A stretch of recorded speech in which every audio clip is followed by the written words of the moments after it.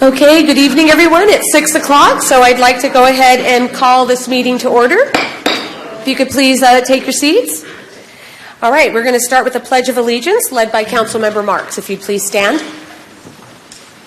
Salute, pledge.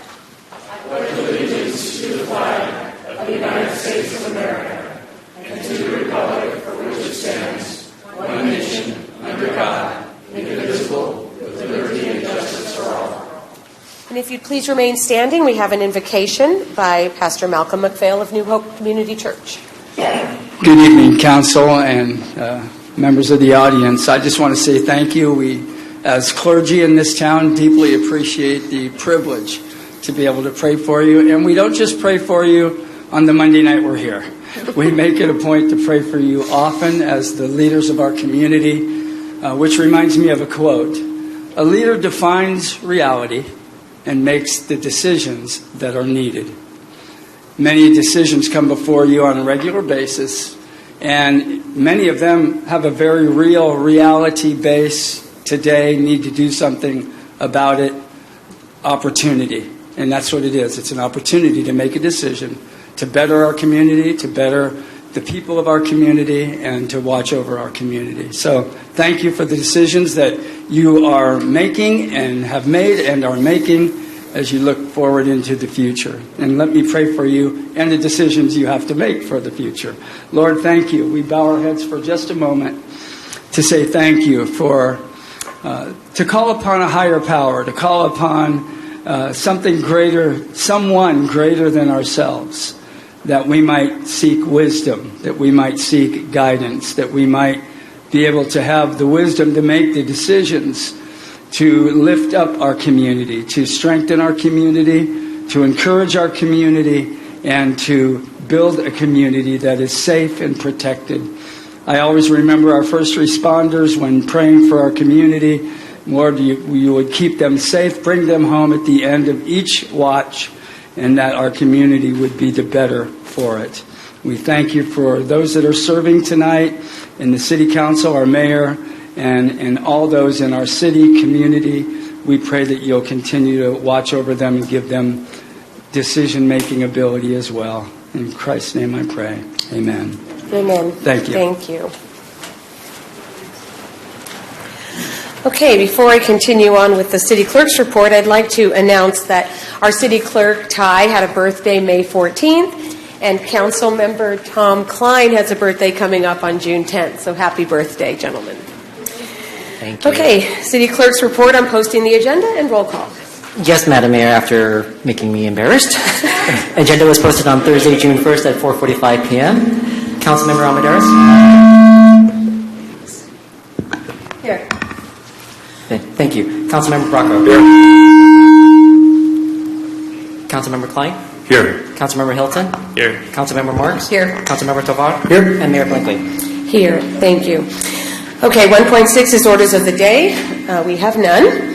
And next we have employee introductions, and they are all, four of them, promotions really, by our police department, right? Chief Espinoza is going to. Good evening, Madam Mayor, members of council, and members of the community. I'm happy to share with you and celebrate the promotion of four of our team members. We'll start with Amanda Marcial, who was promoted to Public Safety Communicator from the rank of Public Safety Communications Supervisor from the rank of Public Safety Communicator. Amanda has worked for the city for the last 7 years as a public safety communicator, and she's had the pleasure of training our last 6 dispatchers and thoroughly enjoys working as a dispatcher as well. She's excited to start a new chapter as a supervisor. Amanda is a mom to 2 boys, ages 5 and 3. They enjoy spending time outside, walking the levee, and spending some time with their extended family in Salinas. In her free time, she's an avid reader and enjoys the beach and the lake. Please help me congratulate Amanda Marcial.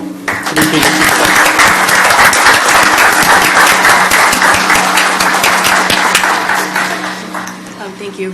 I just wanted to say that I am incredibly excited for this next chapter in my career. And as for the last 7 years, I'm just extremely grateful to work for the city that I live in. So thank you. Thank you.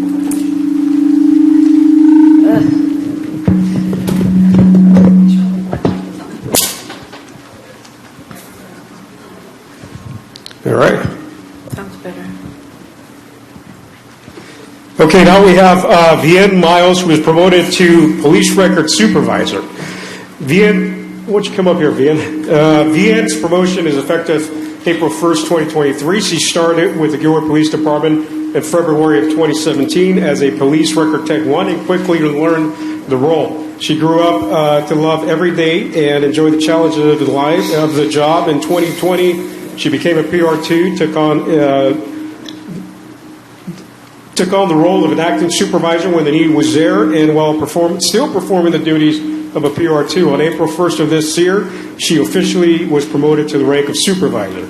The NC's great value in her role and looks forward to serving the community and strives to build a professional, knowledgeable, and cohesive records and property and evidence team. Although currently she doesn't have much spare time with the scheduled demands of her new position, she enjoys spending time with her loved ones, hiking and going to the beach to relax when she can. Please help me congratulate Vienne Miles, Police Record Supervisor.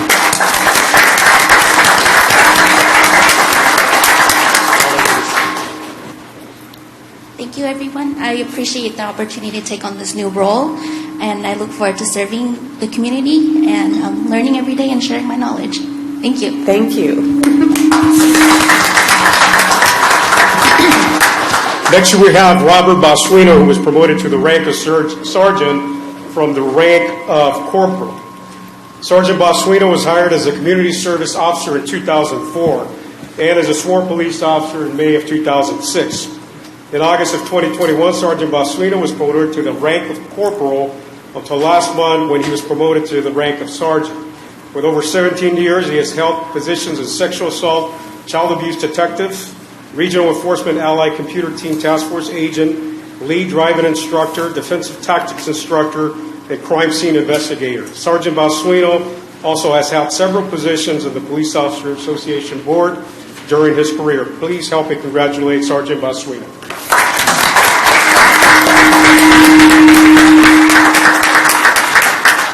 Thank you, Chief, Madam Mayor, Council, the community.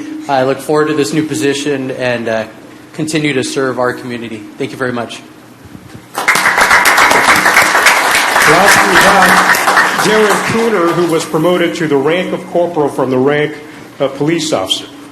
Corporal Cooner was raised here in Gilroy.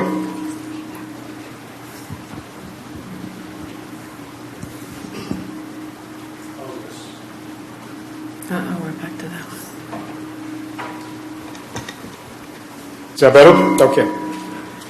He was raised here in Gilroy. His family instilled in him the importance of faith and family and the act of serving others. At the age of 14, he joined the Explorer program at the police department, discovering his passion for law enforcement. He is a graduate of Gilroy High School and attended Gavilan College, where he earned an AA degree in Administration of Justice. After that, he earned his BS degree in Criminal Justice from Columbia Southern University. In 2006, Corporal Cooner was hired with the police department as a community service officer, furthering his career, and he became a police officer in 2009 and eventually joined the police department here after a short stint with the San Jose Police Department. Corporal Cooner's special assignments include being a field training officer, a hostage negotiator, member of the major accident investigation team, drone operator, and dual sport and bike patrol. Throughout his career, he's received 8 stolen vehicle awards for auto theft recovery, a life-saving award, and the Blue and Gold Award from the Gilroy Exchange Club. Where Corporal Cooner is not on duty, he cherishes spending quality time with his beloved wife and family. During his leisure time, Corporal Cooner finds enjoyment in activities such as fishing, boating, hiking, and immersing himself in the great outdoors. Please help me congratulate Corporal Darren Cooner.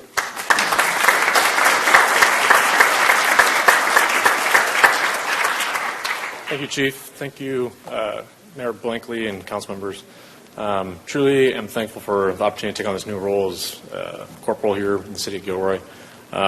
Blessed to work for such a supportive community, beautiful city that we have here, and looking forward to taking on this new role as corporal. So, thank you. Thank you. Thank you, and congratulations to all. Okay, under 2.1, we have ceremonial items. Gives me great pleasure to do this one. So this is a proclamation for retiring Gilroy Unified School District Superintendent, Dr. Deborah Flores. I'm going to read it from here, and then I'm going to meet her at the podium and present the actual proclamation.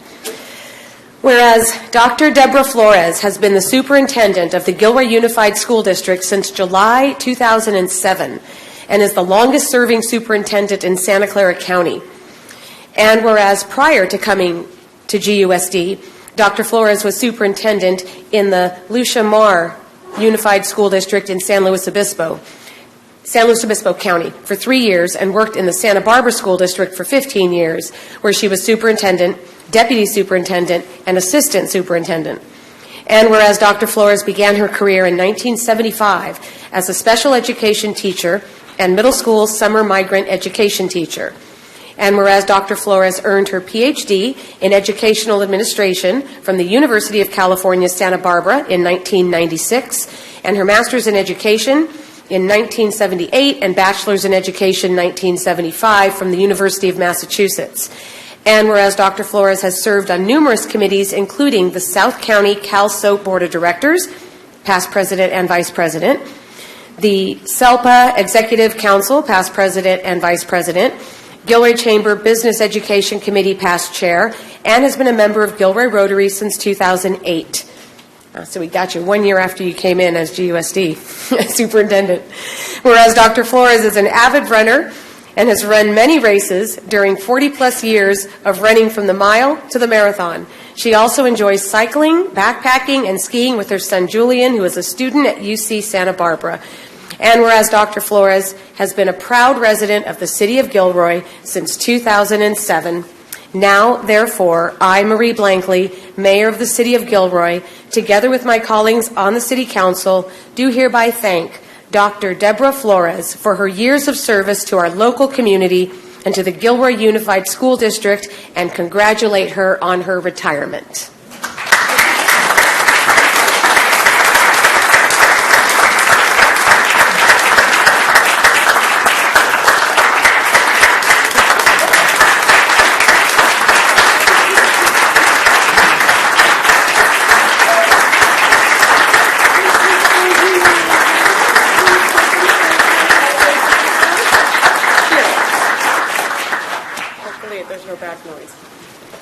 Well, I promised not to cry, so I got to keep it short.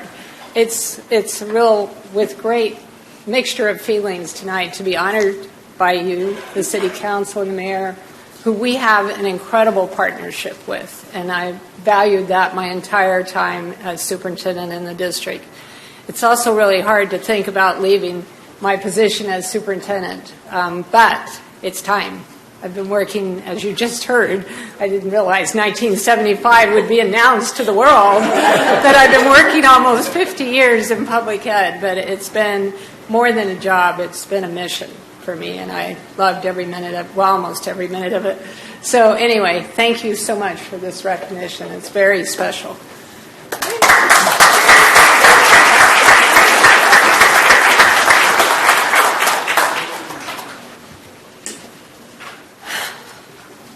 Well, I'll get there someday. Okay, item 3.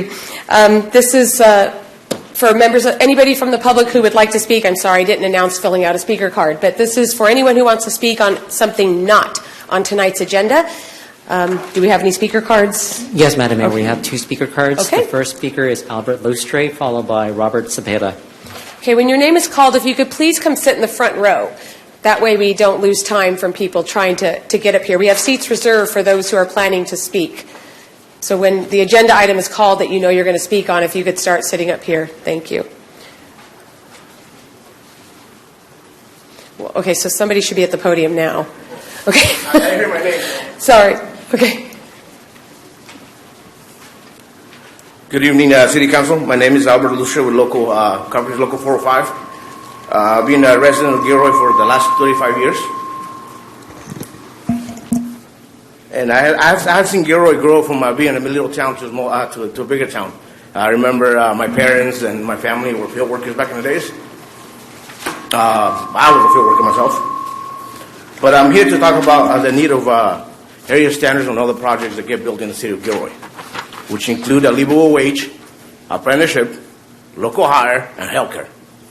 and that is brought by a responsible general contractor.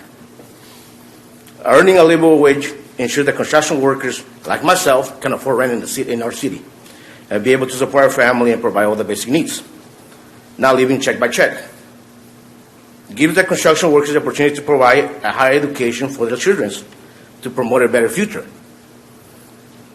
and not just a dream. Also gives the general contractor, also having a general contractor that pays a livable wage, it prevents wage theft and tax fraud, which happens more than often. Having a responsible contractor ensures that construction workers have health care provided by the worker and his family, and they don't become a burden to the system. Since 80% of the construction workers depend on some kind of government aid. Apprenticeship programs promotes training, education for at-risk youth, minorities, women, into a 4-year apprenticeship program. For us, is the only opportunity to be successful. Apprenticeship programs gives a construction worker a shot to the American dream. This program also provides college credits to apprenticeships that can continue to higher education and be able to obtain a college degree. Local hire promotes quality of life for the construction workers by able to spend more time with their loved ones and be part of their community. It also benefits our environment by reducing pollution and by not pushing our local workforce away. It also prevents homelessness. With the training that we do, it prevents people from living on the creek or doing this and that. We make a livable wage to be able to promote and take care of our family. I would like to ask our elected officials, please promote a responsible general contractor whenever we have projects coming into our city. It's been about maybe, 15 years? I remember going to the stores and see all my friends. I still see local people from Gilroy. I come here, and I'll be honest with you guys. Sir, I'm sorry, your time. Okay, It's been I'll be 3 honest, minutes. I don't Everyone gets recognize 3 anybody. minutes. Thank you. Thank you. Okay, next speaker. Robert Cepeda.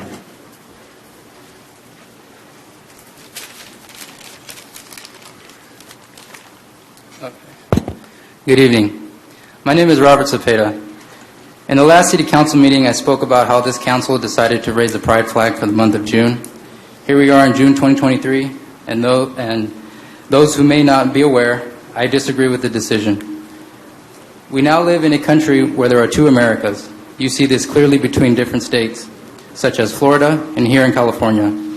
If I may address the First Amendment to the Constitution that states, quote, Congress shall make no law respecting an establishment of religion or prohibiting the free exercise thereof, or abridging the freedom of speech, or of the press, or of the right of the people peaceably to assemble and to petition the government for a redress of grievances, unquote.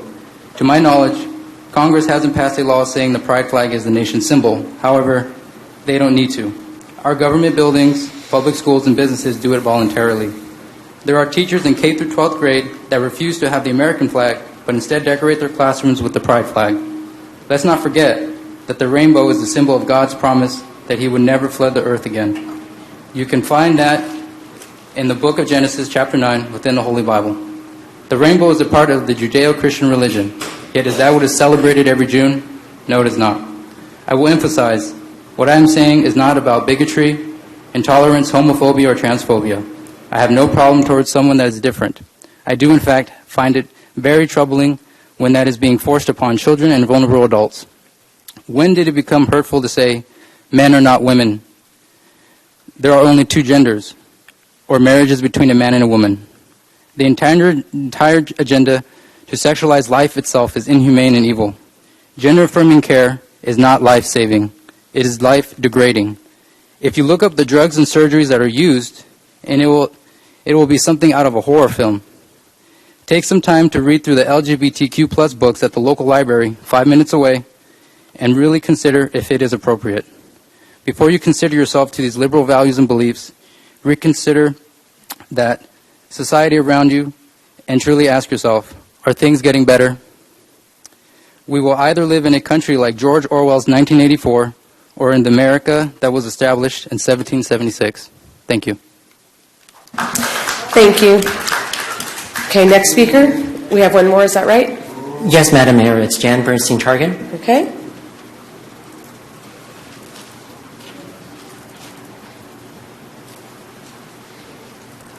Hi, thank you. A couple of years ago, this council had made a recommendation and put out an RFP for a safe parking program for unhoused people in Gilroy. And at that time, the RFP was such that none of the nonprofits could respond with a bid that would fit with the scope of work. And we suggested that maybe we should get a group together created of service providers and some members of the council and city staff and county together to talk about how we can put together what's needed to do it here in Gilroy. And perhaps there's even a surplus parking lot that the city may have someplace. So, if we all come together, we can get it done. And I'd like to encourage us to start thinking about how to solve problems together, right? Because we can do it if we're all pulling in the same direction. Thank you. Thank you. Okay, moving on to reports of council members. Are there other speakers? I'm just confirming. Is this for 3.1? This is items not on the agenda. Correct. Okay. Okay. If you could please turn in your cards, so that we can progress efficiently. Yes, I'm sorry. I just had to say something. I got a lot of friends. My name is Wes White. I'm from Salinas, and I got a lot of friends who are LGBT, and this is actually the only time of year where they get a little more uplifted and included. There's every type of everything. And, I'll say like getting thwarted or thrust all kinds of sexuality onto people from birth. It's already there. I mean, you watch TV, the way Donna Reed went, the way Leave It to Beaver went. That's all TV. That's like an ideal, but it's not reality. There's so many people that have been violated and violently attacked. It's grievous what's happening, and a lot of death because of it. And, there's a lot of history to be learned, and it's just about accepting people for who they are and who they've always been. And, there's plenty of room on this planet for all kinds of different people with different ideas, beliefs, everything. But that's actually where, our laws are supposed to be just. And because you're talking violence, I don't care how you want to wrap it, dude, it's violent. It's dangerous, what you're saying. And, Sir, can you address the council and not individuals? Okay, you're up here for public, yeah. Right. Well, okay. So I do appreciate everything for raising a flag and including people, and I hope that bond and relationship deepens, and you get more inclusive with everyone, man. Because this is about human relationships in the end. If this is public service, and I appreciate the job you're doing toward that. Okay. Thank you. Do we have any? Concluded, or is there more? Gregory Filios is the next speaker. Okay, are people continuing to fill out speaker cards for items not on the agenda? I am going to be asking, is this for 3.1 or 9.1? It's for items not on the agenda. Yeah. That's fine. Thank you, Council, for allowing us That's fine. Thank you. to express our opinions, and we thank you. I thank Robert for having the opportunity to come and speak his opinion, and for the council to listen. I'm proud of Pride Month. I'm proud that the council voted for this. I'm a woke libtard. Robert is a conservative, right-wing. Okay, but let's not. Yeah. We're not addressing individuals, please. I'm telling you what we are, and we thank the council for providing both of us the opportunity. That's what I'm saying. The fact that we're different, the fact that you are listening to both of us, is very important to me. And I'm glad you guys, I want you to listen to it, and I want you guys to make your decisions. And some of us are going to back you, and some of us are not. I'm backing you with this, with the Pride Month. And if anybody wants to talk about it, I'd love to talk to you about it. Thank you so much. Thank you. All right, next speaker. So we have one more. Des Martinez.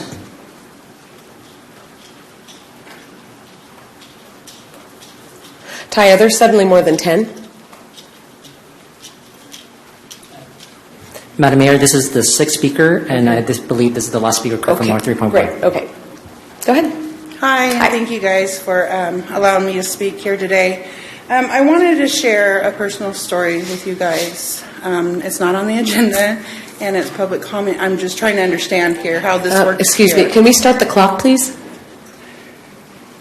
Okay, I'm sorry. You have 3 minutes. It has to be fair for everybody. 3 minutes. Go ahead.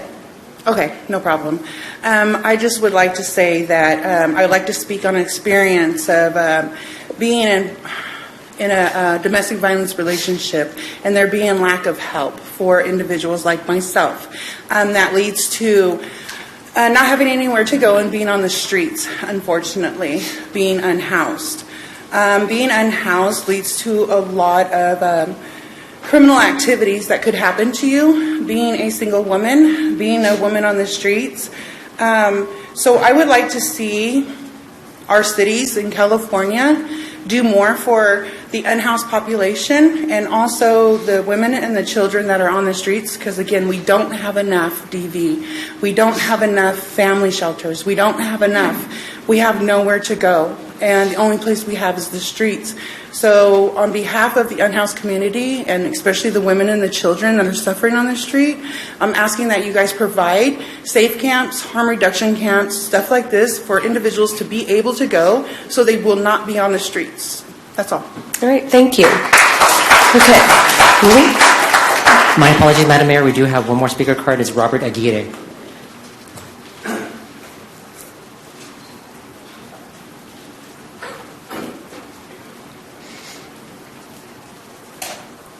Good evening. My name is Robert Aguirre, and I'm here to talk about the situation that I see happening all across this, not just the state of California, but all across the country. And that's the problem of people not having sufficient money to be able to have a place to live, people that don't have a safe place to live, people living in their vehicles, people living under bridges, along creeks, rivers, anywhere, places that are not meant for human habitation. And that includes people that are living 3 or 4 families into one garage or one, ADU or whatever you want to call it. There's a lot of people that are suffering as a result of no fault of their own, through economic or any other kind of tragedy that could put them in this situation. And they're forced into having to live a certain lifestyle that is not their choice, that they are spiraling lower and lower as a result of many opportunities that don't come past to them. They don't have the same sort of structure that most people have that are able to go out and get a job and do certain things. Some people do work and they're unhoused. But here's the thing. I think that all these people represent the constituents that all of you represent. And they're in every single district of each one of your districts, every area where you live in this city. And therefore, they need to have representation. And from what I've seen, I've been here to Gilroy Council meetings several times, I've not really seen true representation. If you have something that's involving the fairgrounds or not the fairgrounds, the garlic festival or anything, you have committees, you have people that come together that represent the interest of those people. Where is the association? Where is the council, the group, the whatever you want, a committee that represents the unhoused? And they need to have a voice. They need to be heard. And each one of you know people yourselves that are unhoused. You know people that are living in areas that shouldn't be for human habitation. All of you know somebody. And so therefore, you should reach into your heart and try to figure out what's the best way to represent these folks, what's the best way to give them a voice, why should we be the ones to decide who and what they get, and how much they get, and when they get it. Why can't we allow them to have a voice and have a say for themselves, no different than we would want for ourselves? So thank you for that. Great, thank you. Okay. Moving on to reports of council members. Councilmember Bracco. Yes, I just wanted to report that the Santa Clara County Library District will be purchasing the Narcan and all the libraries, bookmobile and everything is going to be equipped with Narcan. And we're also, watch the county library's website, and you'll see they're going to be adding dates for classes on Narcan, and they're going to give out free Narcan. Thank you. Councilmember Armendariz. Thank you.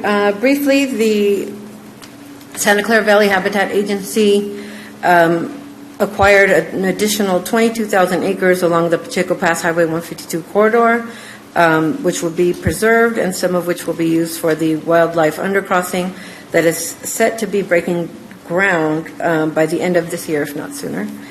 And also an evaluation and salary increase was approved for the executive director. That's it. Okay, thank you. Councilmember Marks. No report. Councilmember Hilton. From Silicon Valley Clean Energy, they continue to see impressive results from its efforts to educate community members about its mission to reduce the use of fossil fuels and connect customers to resources and rebates to help them reduce emissions and pollution by going electric. The award-winning eHub resources are being utilized by community members, and there are new features recently implemented or launching later this year that help customers learn more and take action for solar plus battery storage, electric vehicles, and efficient vehicles and electric appliances.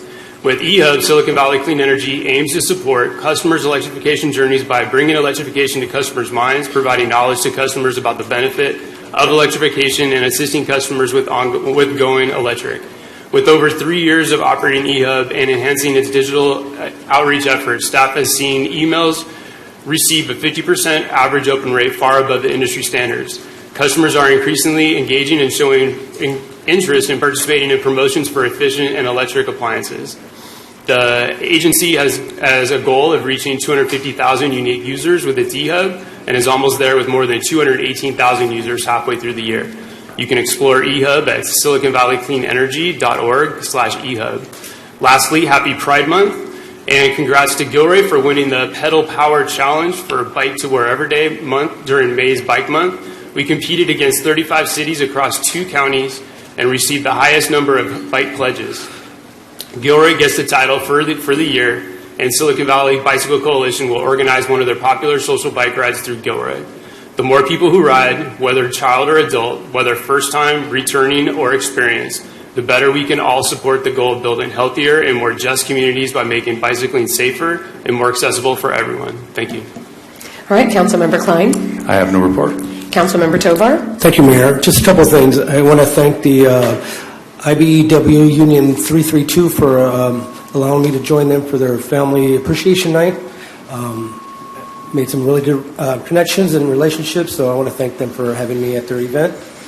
Next, took a drive out to the San Mateo County Fair to support one of our local artists, Nacho Moya, who is showcasing his work. If you aren't doing anything this weekend, you want to go out there and check out his work. In addition, this Sunday, Dolores Huerta will be there on Sunday as well, and just to support one of our local artists. And I have to say, when I was there, many, many people were impressed with his work and invited them all back to Gilroy. So hopefully, we'll get more artists out there. So that's it. All right, thank you. And I've got a few things. The biggest news for me, I think for all of us, is that we're going to get a 4th train, Caltrain, finally. September of 2023 is when we're promised that 4th train. It'll be a commuter train, weekday train. We don't know yet exactly the time of that train or even all the others. They'll be doing surveys. I'm going to be really pushing, and hopefully we all will, for people to participate in the survey, whether you take the train or not, because that's going to get us the best times of those 4 trains that more people can use to commute. Everyone will have to think about how they get to work, if you need to make transfers and maybe back into the time that the train would need to leave to get you there. But it's the first big change we've had in a long time, so I hope everyone takes that seriously and participates so that we make something of it.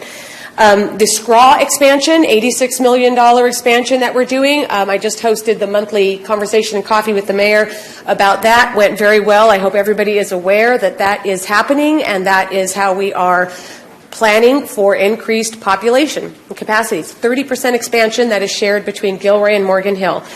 VTA.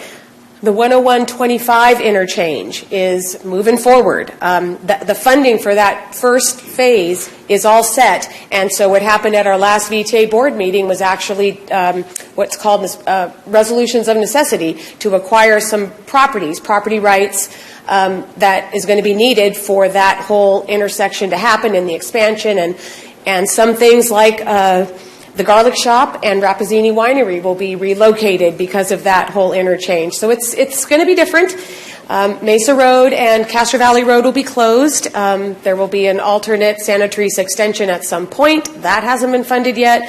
So just letting everybody know that that work there is going to show up within a year. I want to congratulate Los Animas School and Rucker School too. So Los Animas Elementary School and Rucker Elementary School are two schools in Gilroy that participated in the 10th annual Bike Rack Decorating Contest of the Santa Clara County Department of Public Health. And I was asked to be one of the judges, and that was a lot of fun. And Los Animas Elementary School took first place, and they get a golden bike award. It's a perpetual trophy. And the bragging rights, of course, of being the winners. And then Rucker School for participating. That's my alma mater, if you can call an elementary school an alma mater. Anyway, I just want to say congratulations to that for our kids. Okay, that's my report. Item 5.1 is City Council member meeting attendance. This item is on every quarter so that people can see what council member attendance is and don't have to ask. I was asked by a resident for what council member attendance is, and I just want to call out to everybody that that's why we include it now, so it's easy to see. And it's in the packets, and it shows every council member's, all the meetings, every single meeting, and who attended how many, and the same for 2021 and 2022. So you can really see, you can see that information. It's clear. It's nothing to debate. It's in the record. Okay? Moving on to the consent calendar. Oh, sorry, future council initiated items. Apologies. Yes. Yes, Madam Mayor. I would like to bring up having the council make a decision so we can move forward on naming the downtown park after Gilroy's own Donald Elvis Prieto. It's going to be a nice gesture for us to do. You mean, are you talking about the pop-up park? What park? The pop-up park. Are we naming the pop-up park? Yeah. Okay. So bring that back. I mean, I guess we see who's interested in discussing that at a future. Yes? Okay, I am. That's a go. All right. Thank you. Any others? Okay. Now, consent calendar. Is there anything that anyone wishes to remove from consent before I go to public comment? Okay, then I'd like to open public comment. Anything on consent? No speaker cards, Madam Mayor. Okay. Move for approval. Closing public comment, and okay, we have a motion to approve and a second by Councilmember Bracco, and this is a roll call vote.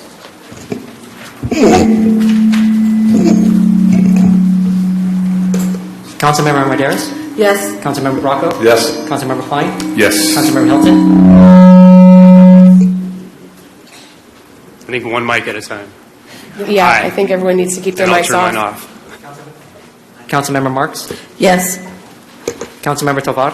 Yes. And Mayor Blankley? Yes. All right, that passes unanimously. Okay, moving on to item 8.1, bids and proposals. This is the purchase of 3 2023 Chevrolet Colorado work truck crew cab vehicles in a total amount of $103,350 for community development and public works engineering. And Leanne is going to talk to us about these trucks. Good evening, Mayor, members of the council, members of the community. Leanne McPhillips, Administrative Services Director. Tonight we are asking to replace 3 vehicles. The City Council approved the replacement of vehicles for both Public Works and Community Development as part of the fiscal year 22-23 budget. After meeting with staff to determine work needs, Fleet has identified the 2023 Chevy Colorado work truck crew cab as the replacement vehicle. This is built to meet the needs of the staff that will use these vehicles each day. These new vehicles will replace some vehicles that are 23 and 24 years old. The vehicles have reached the end of their useful life on mileage, as well as mechanical and physical part failures, and at this time, it's very difficult for us to find replacement parts for these vehicles. We did obtain 3 quotes for these vehicles from our area dealers, and staff is recommending the local purchase from Gilroy Chevrolet, consistent with the City of Gilroy purchasing policy, which permits a 5% local preference. The policy allows 5% local purchasing preference to be applied to the total bid pricing provided by the local business for the purpose of calculating the lowest responsive bidder. As such, the adjusted total bid cost per vehicle with the 5% local preference reduction for Gilroy Chevrolet is $32,727.50 per vehicle, which is lower than the next lowest quote we received. The fiscal year 23 fleet budget, Fund 600, includes funds for these replacement vehicles in a combined total amount of $103,350. With council approval, staff will immediately take the final steps to place the order with Gilroy Chevrolet, and once the vehicles are received and inspected, the city administrator will execute the final sales contracts. And we're happy to answer any questions. Thank you, Leanne. May I first go to public comment before? Okay. No speaker cards, Madam All right, Mayor. closing public comment. Go ahead, Councilmember Tovar. Okay. It worked out this time. All right. Anyone? All right. Seeing nothing. Do you want to make the motion then? Or somebody make? Okay. We have a motion to award the purchase of 3 2023 trucks and to authorize the city administrator to execute purchase documents. Okay. Seconded by Councilmember Klein. And this is digital voting allowed. Thank you. Thank you, Leanne.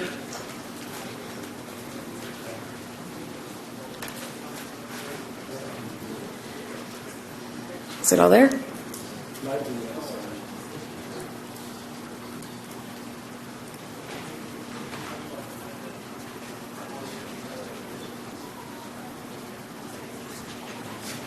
The motion passed 7-0. Okay. Thank you. Okay, item 9.1, public hearings. Introduction and first reading of an ordinance of the City Council of the City of Gilroy, adding Chapter 5 to the Gilroy City Code relating to banning the use of certain public right-of-ways as sleeping or living accommodations. Bryce is going to give us this staff report. Yes, good evening, Mayor and Council. A little bit of background. This item has been discussed at multiple meetings, both at the City Council and with the Unhoused Ad Hoc Committee. The 3 of the meetings specifically are about the post-Boise decision. Those are July 5th of 2022, September 12th, 2022, and March 20th, 2023. These topics include authorizing Gilroy PD to enforce no camping under certain conditions, analyzing what other cities have been doing after the Boise decision, and then discussion on a draft policy points for a location-based prohibition to camping areas. On May 15th, the draft orders was presented to the City Council, and discussion on areas of impacts was held. No changes were directed by the City Council as part of that meeting. So the proposed ordinance language applies only to public rights-of-way. So that's a property that's owned, managed, or maintained by the city, or where the city possesses a property interest allowing public use of such property, such as a right-of-way interest, and shall include but not be limited to any public street, space, ground, building, or structure.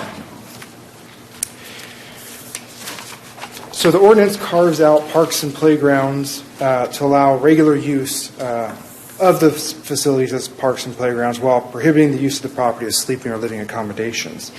The language of the prohibition reads that no person shall obstruct by sitting, lying, or sleeping, or by storing, using, maintaining, or placing personal property on a street, sidewalk, or other public right-of-way in the following locations when it reasonably appears, in light of all circumstances, the participants in conducting these activities are in fact using the area as a sleeping or living accommodation, regardless of the intent of the participants or the nature of any other activities in which they also may be engaging.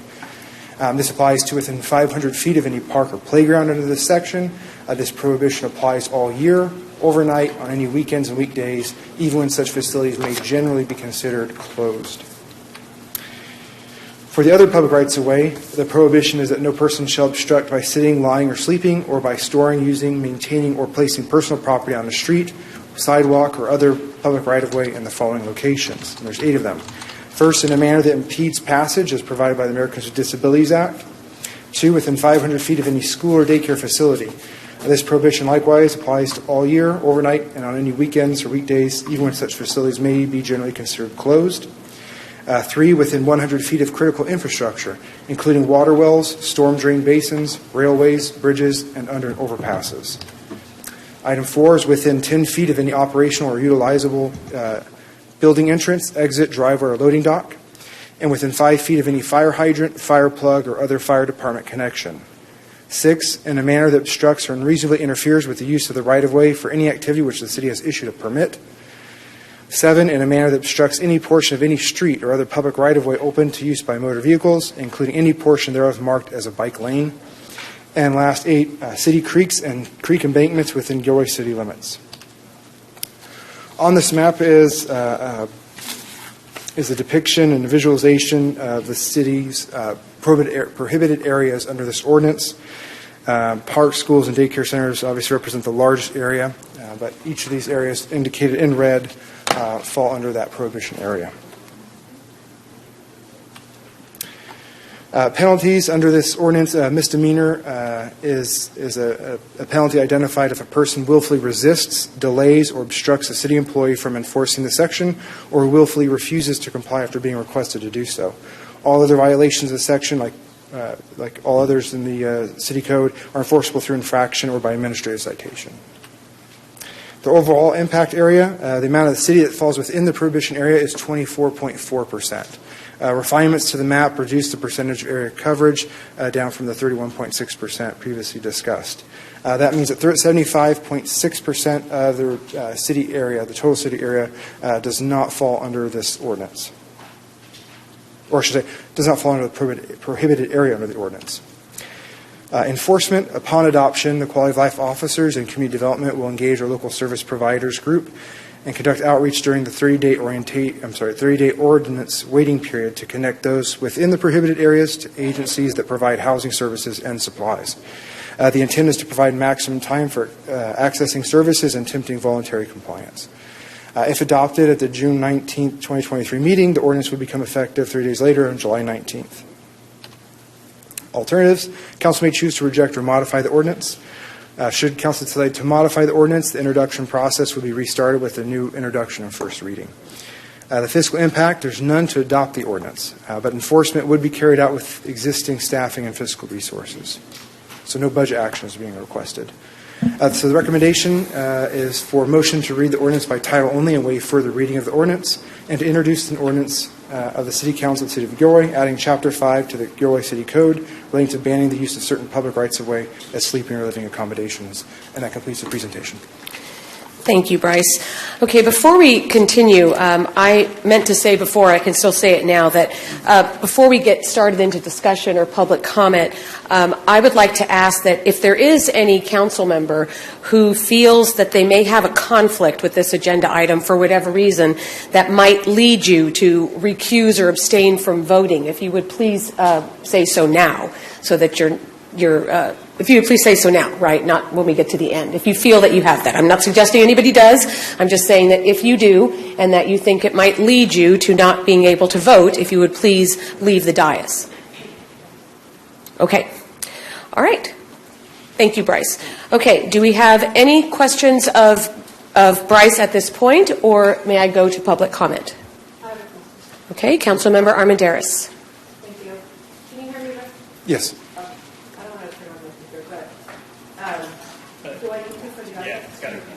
Okay. My question is, in the equation, in terms of what percentage of the property will be enjoined within our city limits and which isn't, it comes to about 75%. Is that true? Correct. So about 75% would not fall under the prohibition areas. Okay. Of that 75%, what percentage is private property? Because we don't have a calculation separating that just because of the complexity and the time consumption of doing that. So we did by total area, but there is area within the prohibition areas that are residential and business property. So the 75, the percentage for both include residential and business. And so any of those properties, business and residential as private property, can be enjoined. There could be no trespass orders against anyone, right?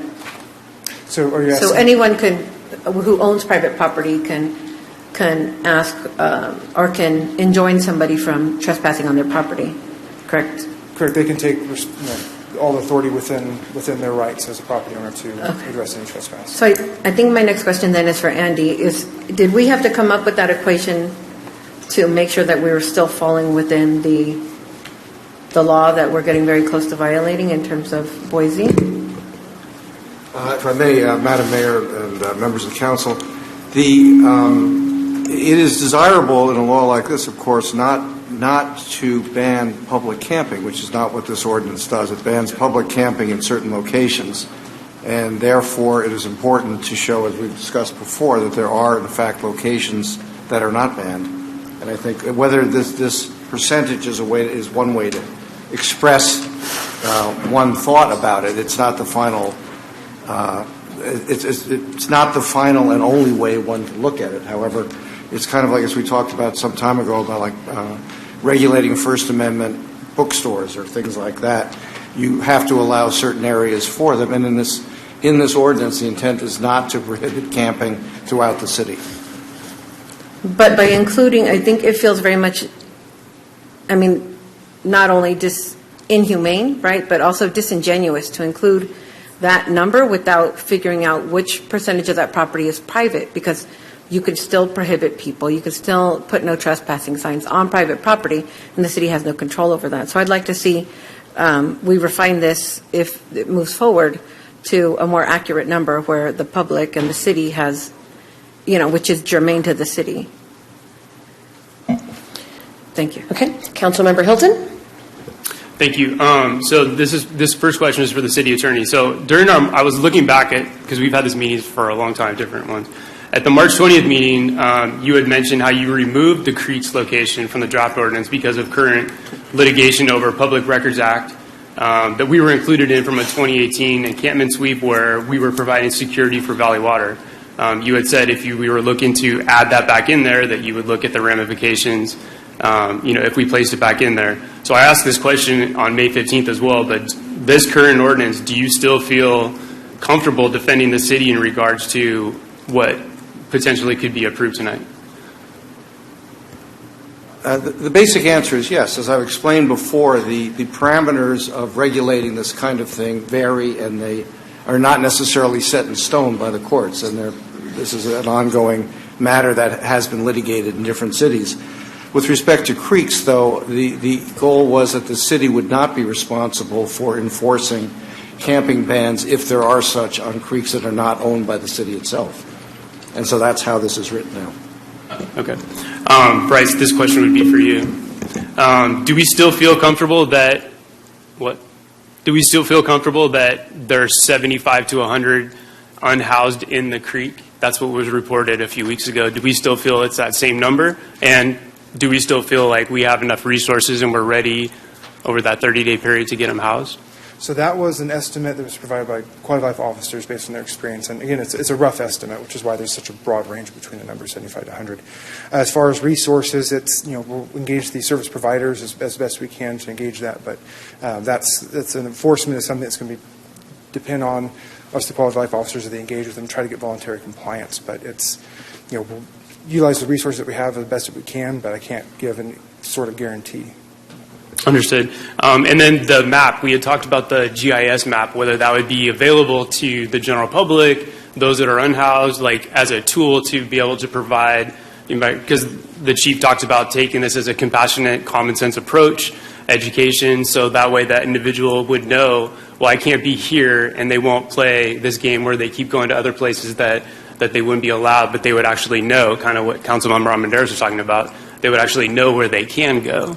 Is that going to be still available? Yeah, so the map that was provided, so this map here, this is a rough one using Google Earth. And speaking with the GIS technician, what they'll do is once the boundaries are set, they will create static maps at that point, and it'll be a higher quality and be zoomed in close enough to better identify as far as where those boundaries, are where those prohibition area boundaries are within the city, and that will be available as basically handouts that quality life officers can use. We can put on the city website, etc. And ones that we could access too, right? So anybody would know. My last question is that we talked about conversations with Valley Water and Caltrans, right, our other partners. And we know in the past that sweeps don't help either of our agencies. They cost a lot of money, disrupt a lot. And you had mentioned that if this goes through, that you would be doing those reach out. Like, is that like a staff to staff? Is that like a study session? Like, how do you look at that outreach happening beyond just sending an email and saying, hey, we're going to be doing this? There's a potential that you could have people move into your area. How are we going to work cooperatively with them? So I'll be reaching out to, there's a counterpart in Valley Water that we're working with on an earlier issue as well. And so we'll be reaching out to them to proceed through their respective channels to make sure that we're following their communication patterns, so to speak, within their organization. Thank you. I know. I'm going to go to Councilmember Tovar because Councilmember Tovar. Thank you, Mayor. And Bryce, this might be a question for Chief Espinoza. It's regarding the enforcement. And first of all, before I ask my question, I want to thank everyone who reached out to me in regards to their questions and their concerns. And Chief, I had a chance to read this several times and talk to a lot of folks. And the one thing that kept coming up is the enforcement component of it. And in reading, obviously reading the report, what I read was that this ordinance is not to criminalize the unhoused, obviously, and it doesn't change or limit the amount of types of services that they can and deserve to have, obviously. And in reading this, and I think we've had this discussion, obviously, it's simply about creating a barrier around our schools, bridges, and creeks, obviously for the safety of our children. But what kept coming back up is the enforcement component of it and how that kind of will play out. So we had this discussion already, but maybe you can share that with the public in regards to what would happen if this does move forward, and if there are unhoused that are in the designated areas, what's the process, and how involved will our quality of life officers going to be involved? Because in reading this and talking with you and others, obviously, this can be an opportunity for us to work even more closely with the unhoused folks and try to provide them with the services that they need. But if you can walk us through that, appreciate it. Yeah, the approach we've been using, and this is kind of more of a cooperation via education, and we've reached out in any particular area where a concern has been identified via a complaint or a member of the community. And so our community engagement team, our quality of life officers, will go out there and offer to connect them with a local service provider. Certainly there are some individuals that just don't want the services, and so a different avenue was taken with them. If this ordinance is enacted and it becomes a misdemeanor, unless that individual has an arrest warrant or any other prior matters, they're not physically going to get taken into custody. It'll be issued an administrative citation, and then post a citation, then that's yet to be determined whether or not these types of matters are going to be heard once a month at Superior Court, and whether or not they're going to be offered the opportunity to go to some sort of diversion program or seek services in return, like we've done in the past with community court. And so that's yet to be determined. But that's the approach. The approach will be to seek cooperation through education. But certainly there are those that we will have to take a different approach with. Okay, Councilmember Armendariz. My question is for Bryce. Again, Bryce, how many cities in our county have similar ordinances, and what kind of actual and successful mechanisms do they have for enforcement? Because I was reached out to by council members and a mayor from our surrounding cities who say that they don't have an enforcement mechanism that works or that isn't pending litigation right now. Yeah, I'm not aware of a city in the county that has this ordinance in place. None? Not specifically this way. Okay. Do we have, is it 21 speakers? Is that what I see? Yes, Madam Mayor, we have 21 speaker cards. Okay, so no, it just means that everybody's time is only a minute. So I know. Do you want to? Yeah, I'm. I understand. I think for this, I think what I'd like to do, if it's okay with the council, is give everyone 2 minutes, All right, and hopefully everybody will be able to be brief. Some people may have already emailed because we got an awful lot of emails, so you can always refer to that if you want to save some time. Okay, so with that, if you know you are a speaker, if you could please move to the front row, and Ty, if you could go ahead and call, say, the first 5 or the first 4, however you want to do it. Yes, Madam Mayor. The first 5 speakers, Deborah Flores, Vanessa Ashford, TJ Napiha, Robert Weevil. I think that should be Weaver. Okay. Okay, that's good. Ford. That's good for now. Okay, great. Okay, so first speaker is ready to go. Well, it's 2.5 minutes, so I'm going to speed read. Speed read. So good evening, everyone. Thank you for this opportunity to address the proposed ordinance prohibiting the use of public rights-of-way as sleeping or living accommodations, specifically within 500 feet of a school.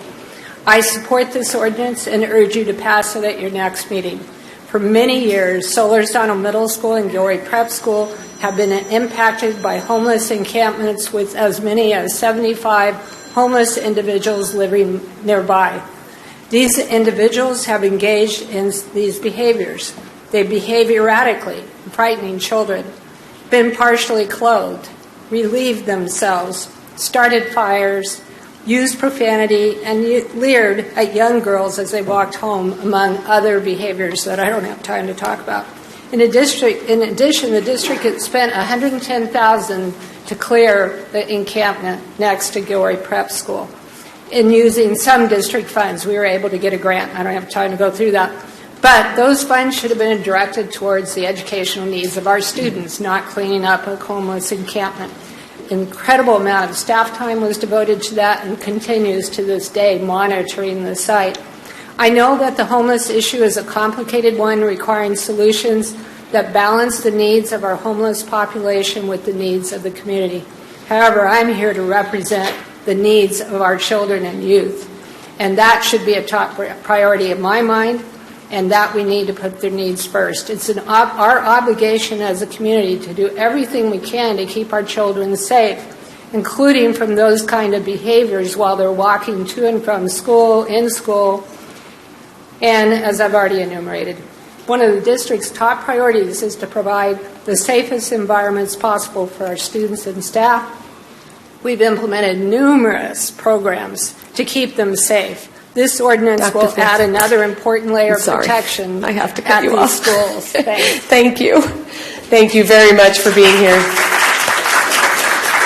Okay, next speaker. So I want to start by saying 2 things. One, to follow up to Ms. Flores' comment, I also prioritize the safety and wellness of children in our community. And there are children who are living in homeless camps. And we have an obligation to them just as we do to the children with houses. Secondly, under enforcement on the proposed recommendation, it lists service providers contacting individuals within 30 days through the quality of life officers.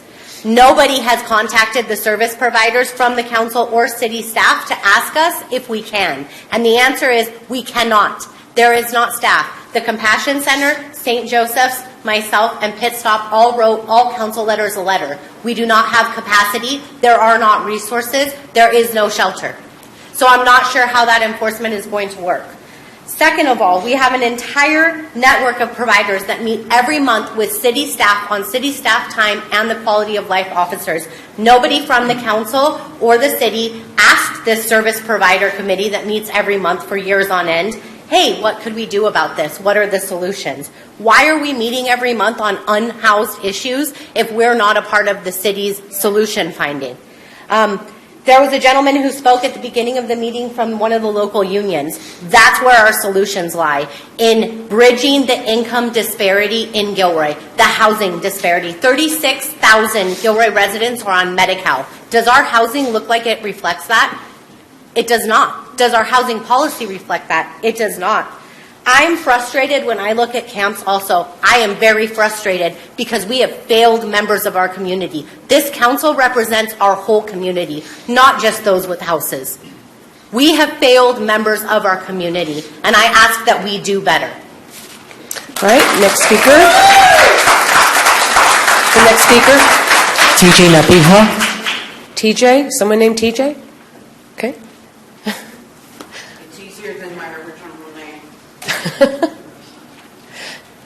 Hi, I'm TJ. I'm just going to do this real quick. Klein, thank you for very, very, very much for coming out. I really appreciate it. I didn't get to see you, but I appreciate it. Second of all, as the lady just said just earlier, is there a place for us to go? All I hear is the negative, and if we don't have a place to go, this is going to continue. And yes, I agree with the woman. I've been in the system for 10 years. It's failed us. I'm an instructional associate, and for the parents in the room, I agree. Children do come first. I've been doing it for 20 years. And I still held my job and still was homeless for 10 of those years. Long and the short of it, if we don't have solutions, how are we going to change things? We talk about being Gilroy strong. We're not. All right, next speaker, Robert Weaver. Robert Weaver.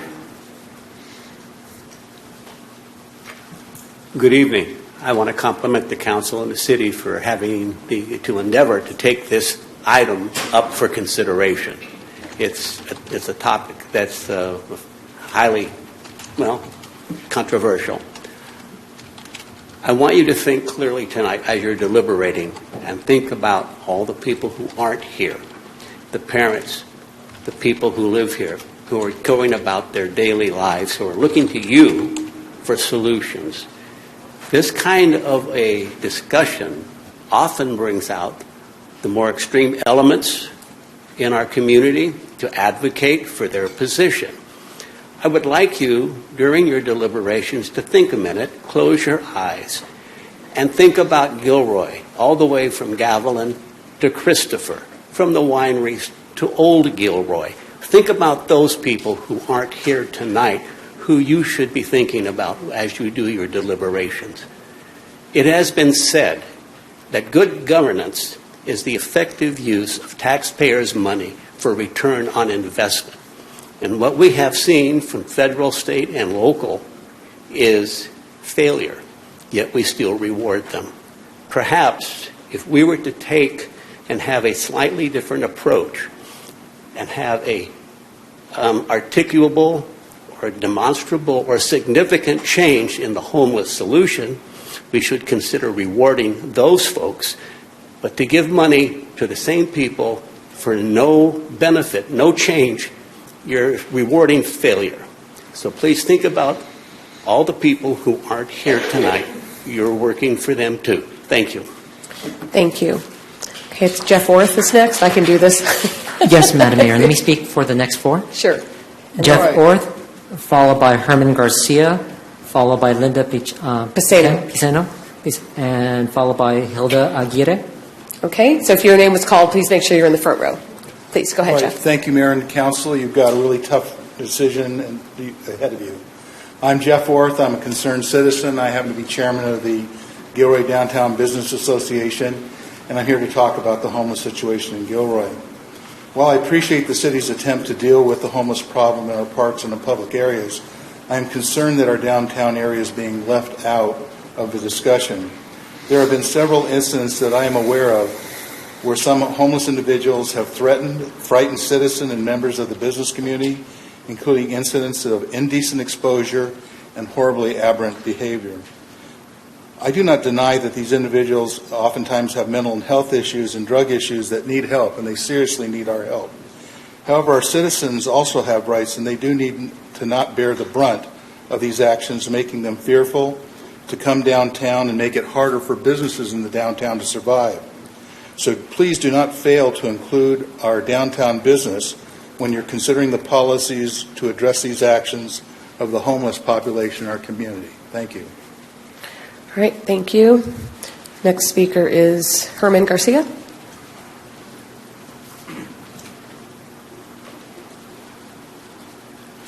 Hello, my name is Herman Garcia, founding president of CHEER, And I only have one message for you, and it's the most important message for the entire community. The 4 essential elements required for life on this earth: water, air, soil, and fire, the sun. If one of those essential elements is missing, we all die.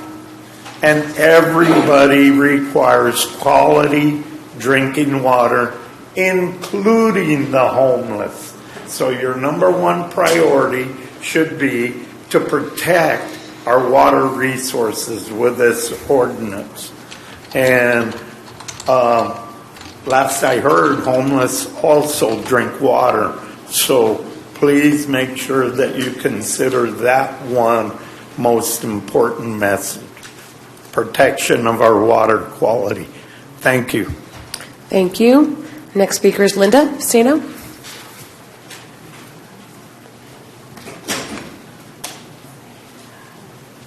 Good evening. Well, we know we've had a homeless problem, a serious homeless problem for over 35 years. And unfortunately, the feds, the state, the county, and even cities have not solved it.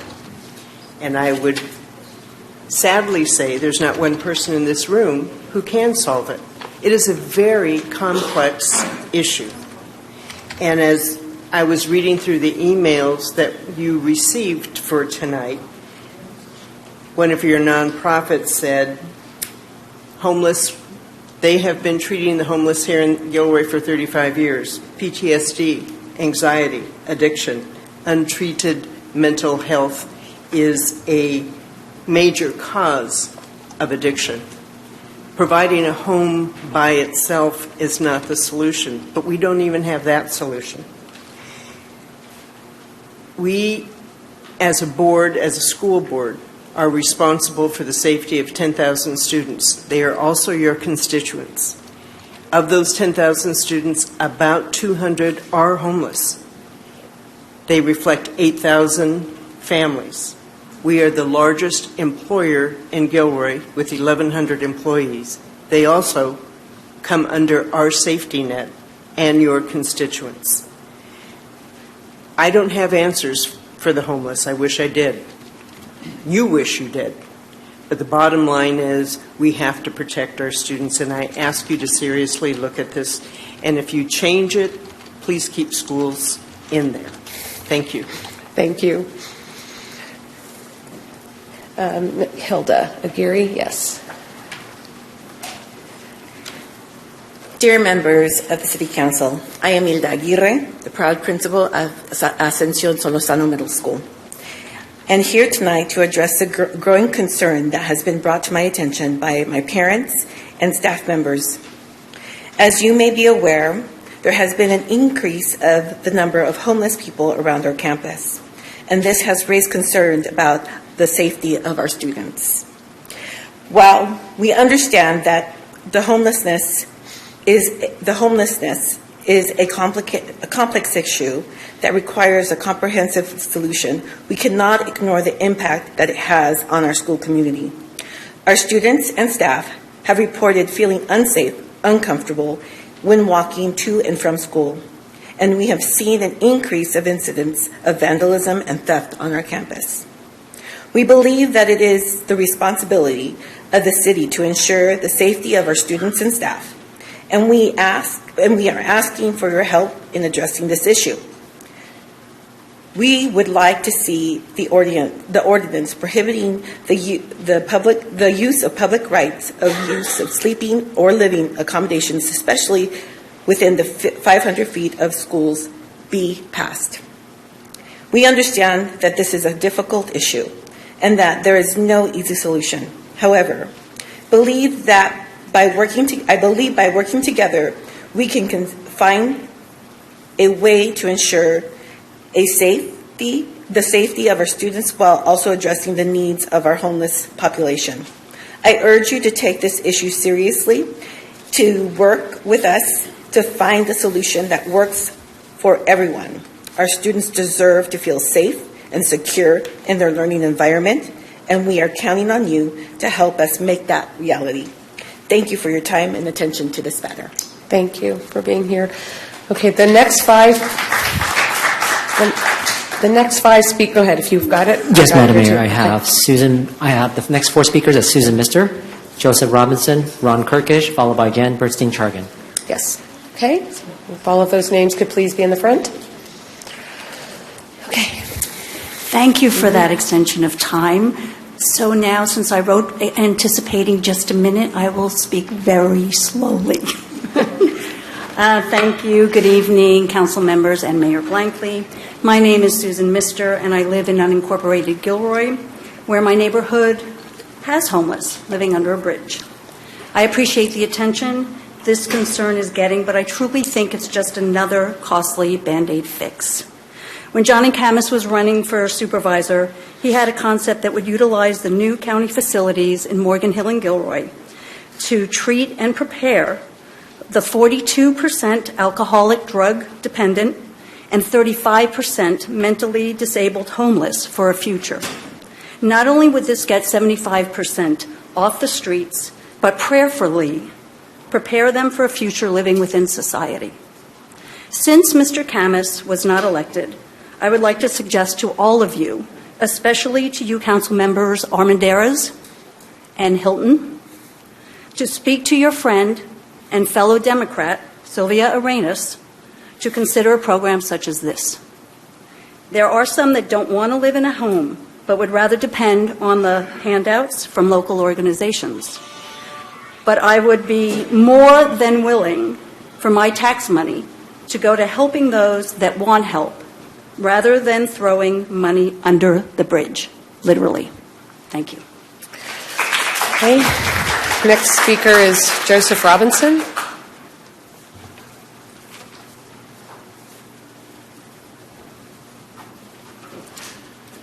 So here we are again, just extending the disingenuous approach. Really what this is all about is that Boise decision, which says that, you can't remove an encampment without providing some kind of a shelter bed. You have to have something in mind. And they thought that would tie their hands behind their back because they want to do something, a little bit more barbaric to the poor.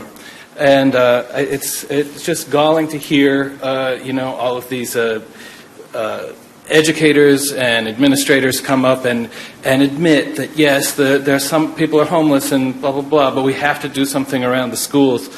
I think that we have to actually lift a finger or two to do something about the homelessness. And I hate to hear all of that. I hate to hear all of, frankly, the phony crocodile tears. And so I'm going to take a moment to not be phony and talk about the fact that Gilroy has a long history of having right-wing groups in it. And if there's a new book out called Birchers about the John Birch Society, and I think people should read about it as they're appealing to the council. They should know that the John Birch Society has a presence in Gilroy, and there are other right-wing groups that do too, and that they don't have any interest in any of the soft treatment of homeless people that they would accuse us of. But they have to do that in order to keep their respectability. Same with those people who are coming here from the schools. Thank you. All right. Next speaker is Ron Kirkish. Good evening, Mayor, City Council, community. I think most of the issue is circulated around the Yuvas Creek area. Obviously, to me, that's the prime problem, where we have, like we said, 70 people, at least, maybe more, camping in there. A couple weeks ago, maybe 3 weeks ago or so, the restroom at Christmas Hill Park was burnt down. We don't know who did it, but we know that there's a lot of homeless in that area. We also had a major fire. Well, not a major fire, but a grass fire. When I spoke to the captain of the fire department, I asked him, is there homeless in here? He goes, Ron, there's a ton of homeless encampments in there. And though they can't say that it was homeless, it was in that area. Today, I was informed that there was a fire underneath in the area, grassy area, by the 10th Street Bridge again, that there was homeless in there and a fire was there. I drove by with my wife to go to Walmart, and we saw them, and they confirmed that there was a fire in that area. The Uvis Reservoir, or the Uvis Creek area, should be a preserve for animals like bobcats, snakes, lizards, for birds of prey. It shouldn't be molested by people in there starting fires, by people in there chopping down trees. I sent you all some pictures of that. I took the fire pictures. Another individual took the pictures with the gentleman holding the axe chopping down trees in that area. That's a preserve. Herman just spoke. He's worried about our fish, our steelhead. Time, I'm sorry, the Okay. 2 minutes. Thank you. Thank you, though. I would ask everyone to please be respectful. When someone is speaking, that is their opinion, that is their time. It is not for others to criticize what somebody else would like to say. Thank you. Okay? Jan? I think I'm next. Yes, you are next. Very good. Thank you. I raise kids here in Gilroy, and the safety of schools, the safety of kids, that's paramount for all of us. This ordinance doesn't do what it pretends to do, and that's what I'm concerned about. There's a presumption that homeless people are dangerous. So therefore, we're going to remove all of them. Could there be some people who are homeless who are also dangerous? Yes. And you know what? A Gilroy resident who lived in a really nice house was arrested the other day for his role in a shooting with a road rage incident. But we're not evacuating his entire neighborhood on the concept that everybody who lives there should be presumed guilty, right? I was raised at a time when we had this quaint idea about a presumption of innocence, right? It's old-fashioned. It's in this you might have read it, the Constitution, and I know every single person up here took an oath of office in which you promised, you swore not to grudgingly acquiesce to the Constitution, but to uphold and defend it. That means even against opposition. That means even when other people want you to do the easy thing and pretend something is what it isn't. You know better. Go home and look in the mirror, right? Go look at who you see there. You know what you have to do. All right, thank you.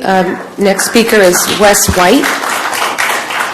Yes, Madam Mayor. The next speakers are Wes White, Robert Aguirre, Linda Layton, followed by Kirsten Carr.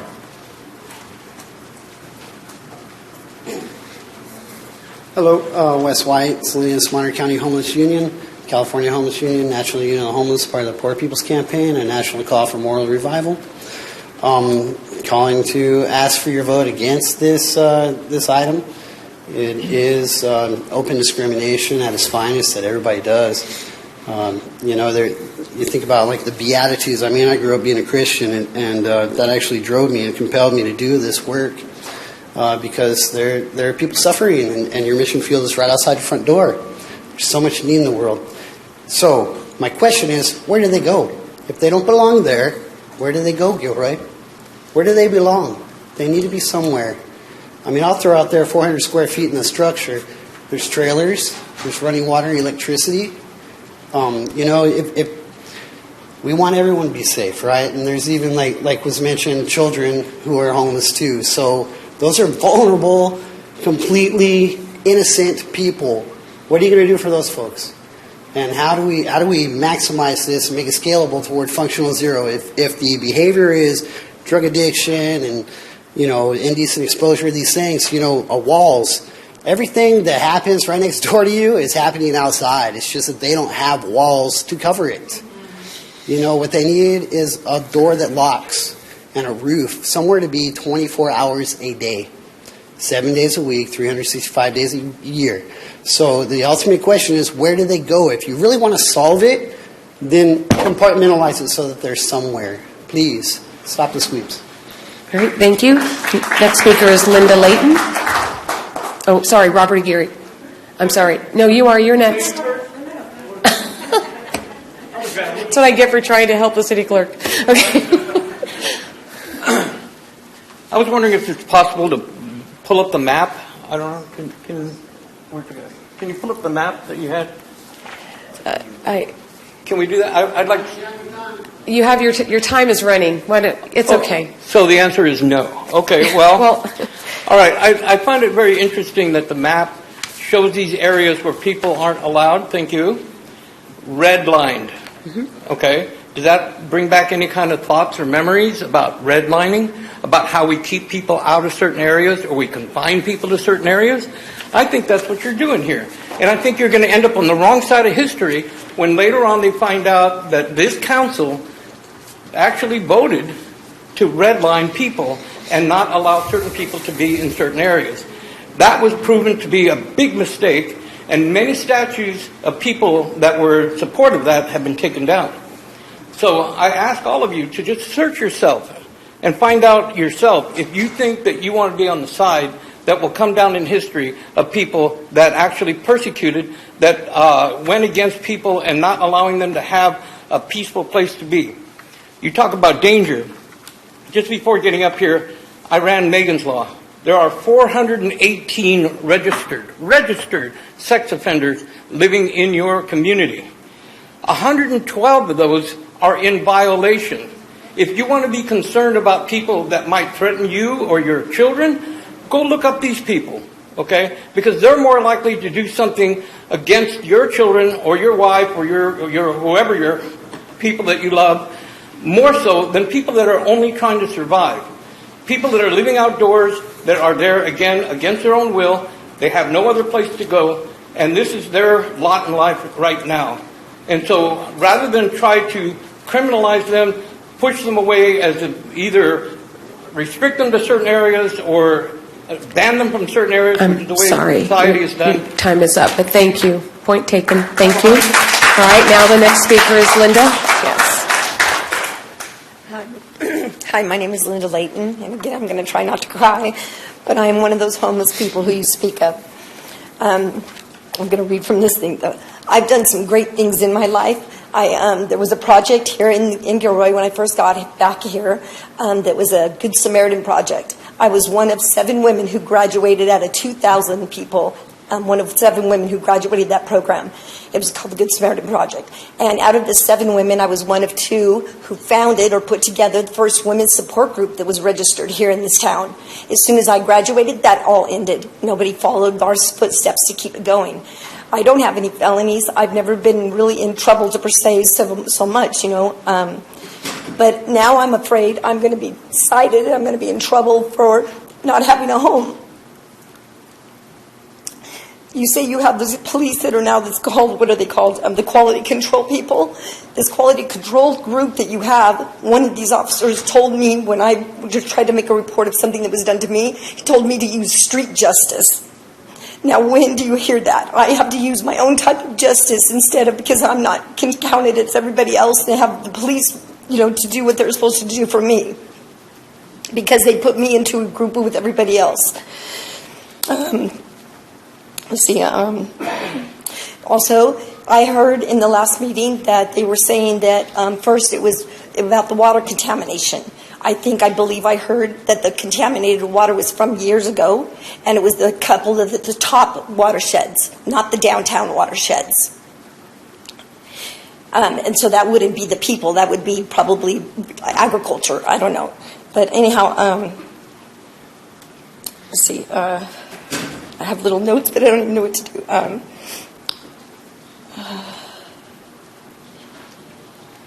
I guess that's all. I don't know. I'm frustrated. I'm frustrated. Thank you. Okay. Kirsten?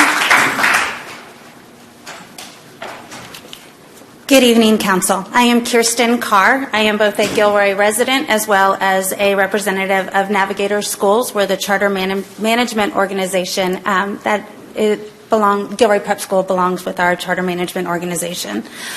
We as an organization are committed to improving our communities through education. We do that by providing a strong foundation for our students to succeed in high school, college, and beyond. To do that, we need them to be able to learn in a safe environment. We need our families to feel safe as they're walking their students to school. We need our staff members to feel safe while they are teaching. You heard Dr. Flores talk about some of the things that have happened over the last few years with the fires, indecent exposure, drug use. We have now had to hire our own security guard. This is money that is not going into our classrooms anymore. We appreciate all of the decision you have before you. We understand the complexities, and we do urge you to please vote in support of this ordinance. Our students, our families, and our community deserves it. Thank you. Thank you. Okay, the next.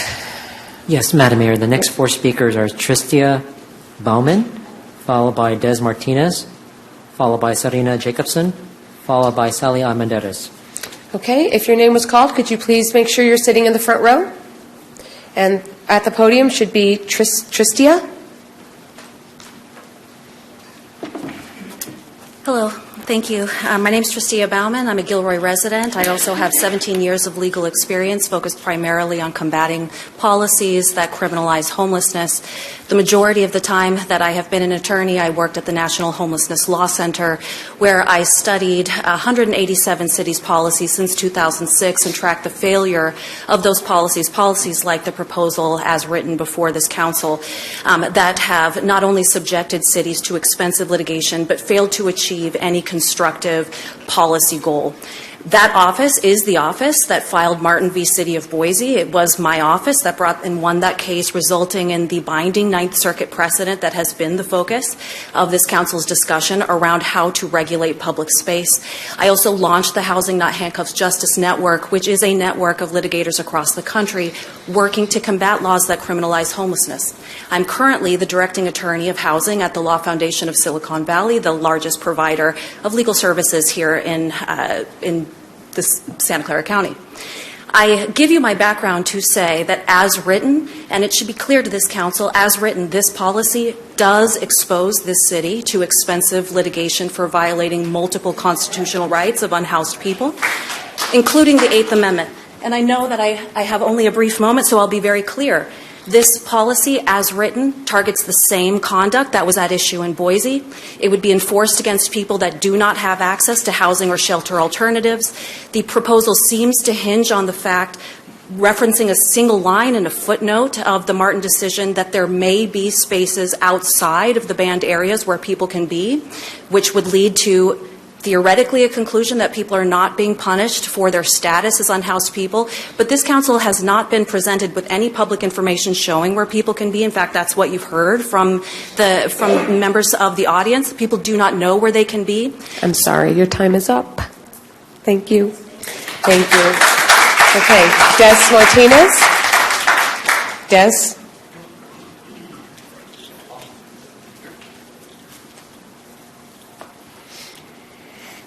Hi, thank you for allowing me to speak again.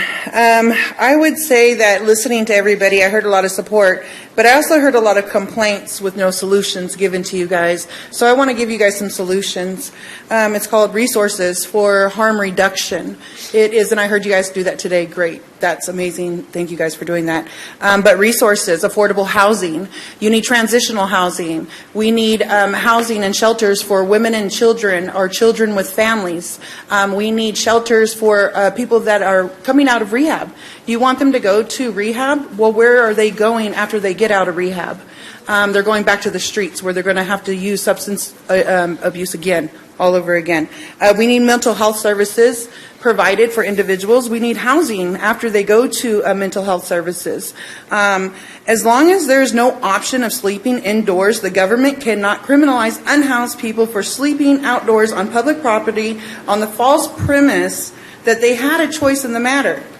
I'm listening to a lot of violations, you guys, and I'm concerned for Gilroy because, like the lady said before me, you guys are setting yourselves up. And I don't know if you guys don't have an attorney here, but I mean, I would think that the city attorney would look into the lawsuits that happen. LA started this, right?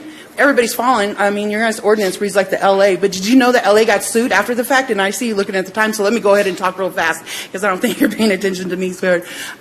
So LA and Chico, look into the Chico one. Chico got sued for this also. This should be a concern to you guys because even though these have been enforced in other cities have been sued. They have won.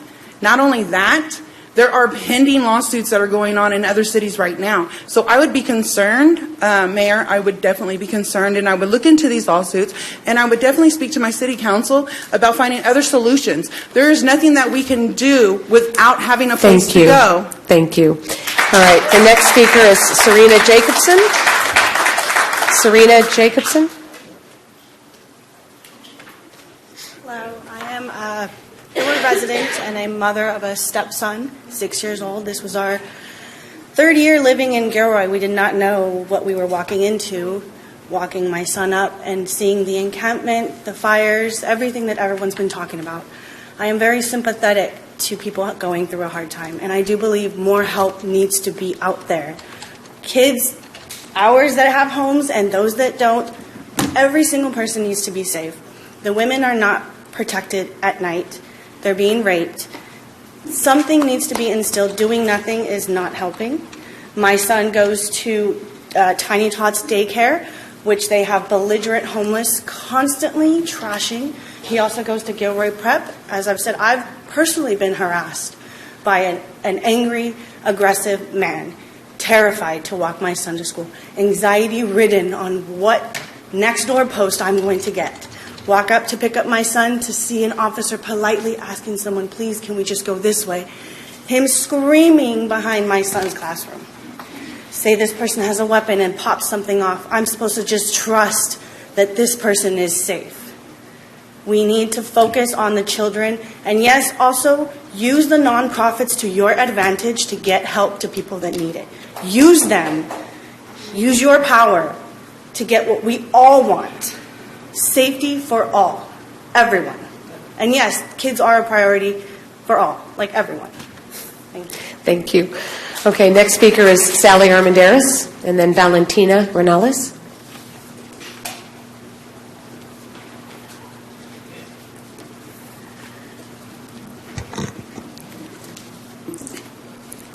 Okay.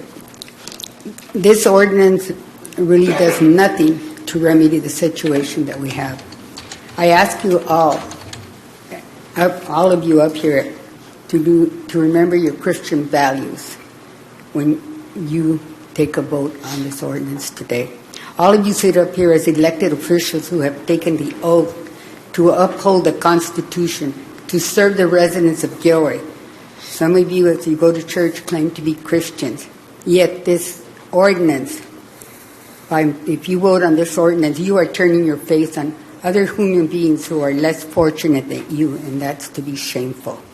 A place to sleep, food in your belly is as essential as the air we breathe. I'm sorry, but I'm having trouble breathing. Being poor, being unhoused is not a crime. Officials pretending Gilroy has no responsibility to the unhoused is a crime against humanity.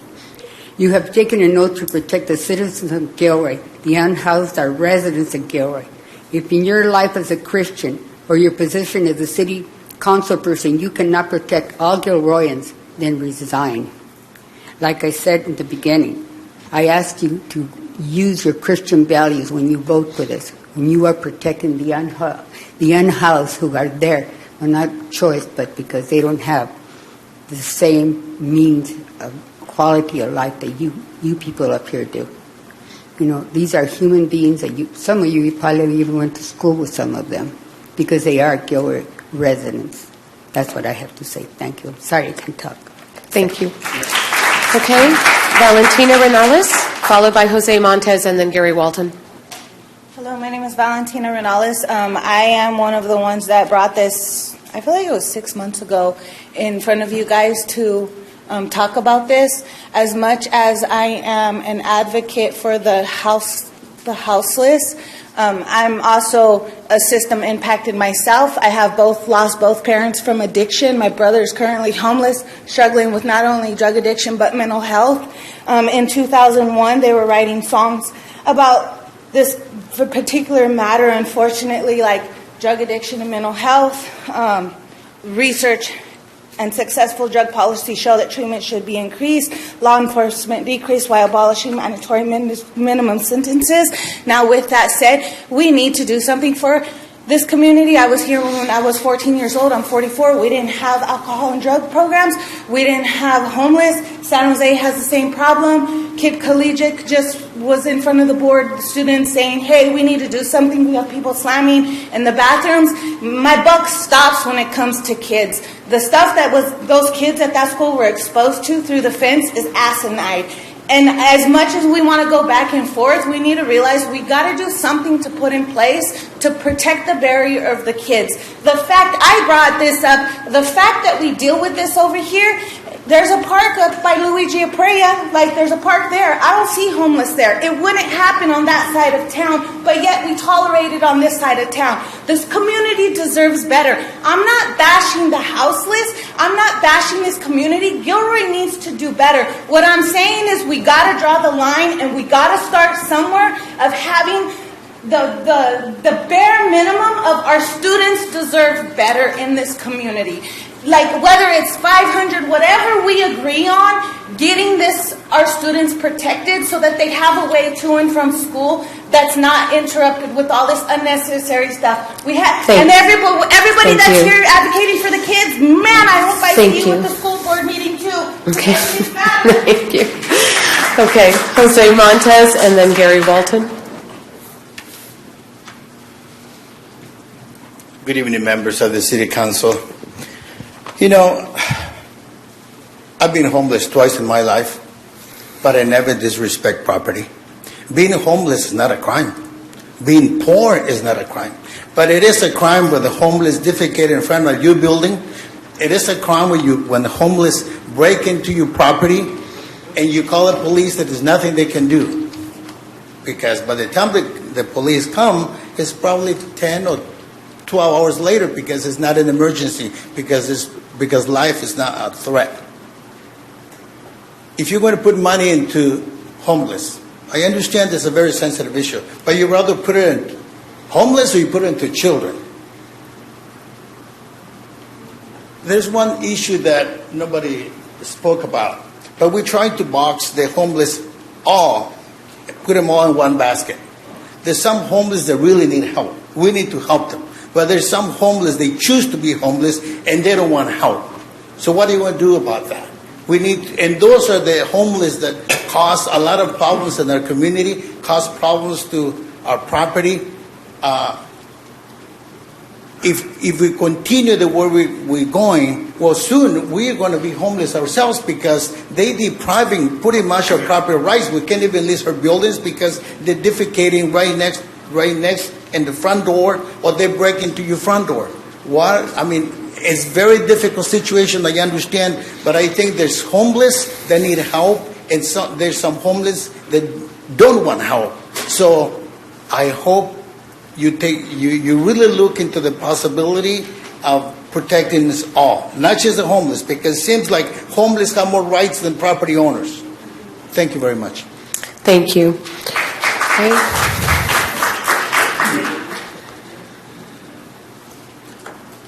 Thank you, Mayor, members of City Council. I encourage you to really consider unintended consequences of your actions.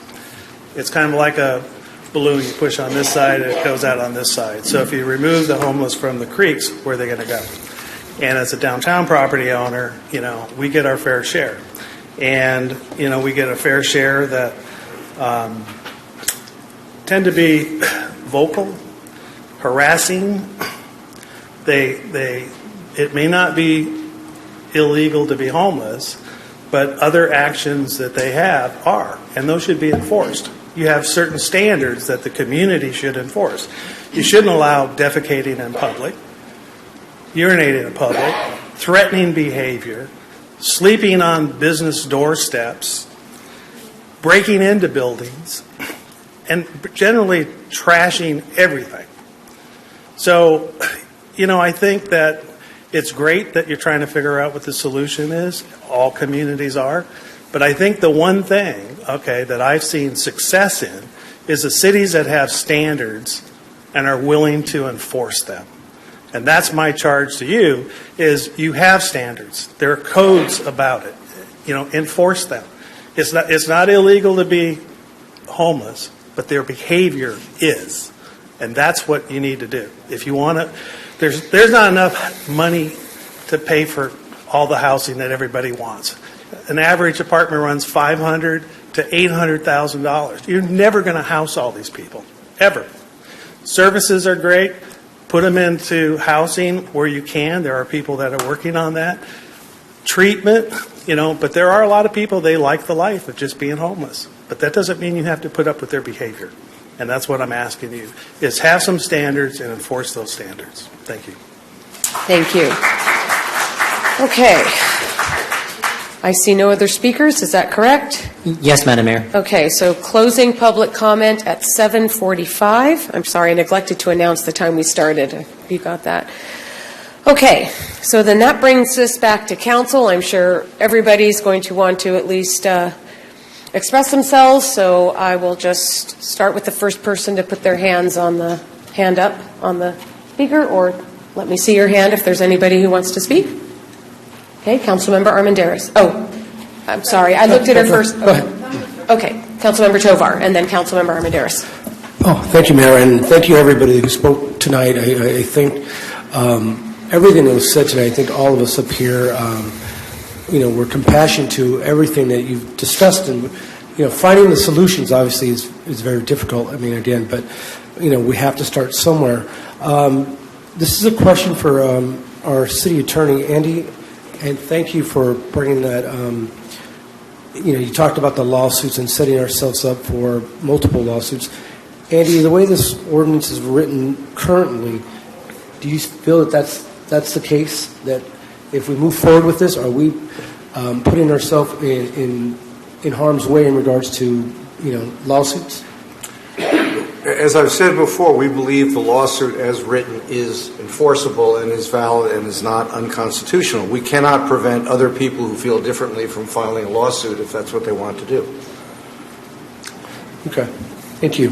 And I'm going to say, and I said earlier, I mean, again, when in reading the ordinance and talking, I mean, again, I'm going to vote in favor of it because, again, it's when this was originally brought up, it was for the safety not only of our kids but also the employees in the community. So that for me takes precedence over this because we need to protect our children. But again, it should not stop us from, again, as what was mentioned earlier, working with our county supervisor or whomever we have to work with to get the services that we need out here because it was mentioned earlier that we did not have a homeless sort of advocate group. We did have a homeless ad hoc group that met for a year, and we spoke with many, many different folks. We even spoke with homeless individuals, unhoused individuals, and trying to find the solutions. It was not just a discussion, it was trying to find solutions. And I think the whole committee and the council worked really, really hard to see what we can do currently. And again, unfortunately, we didn't come up with all the solutions, but we came up with some things that we thought that might work. So, again, when I look at this, obviously, and I think for me, when you look at this, I look at it again, and I said it earlier, I think it's an opportunity for us, whichever direction this ordinance goes, I think it's an opportunity for us to continue to work directly with the unhoused community. And I appreciate Chief Espinosa for laying that out because, again, I think that was my biggest concern is the enforcement because, again, I don't want us to mistreat anybody, but I think you laid that out perfectly. So, again, I'm going to vote in favor of this ordinance. Thank you. Okay, Councilmember Armendariz. Thank you, Mayor. So I won't be supporting this ordinance as it currently stands. I think it's overreaching.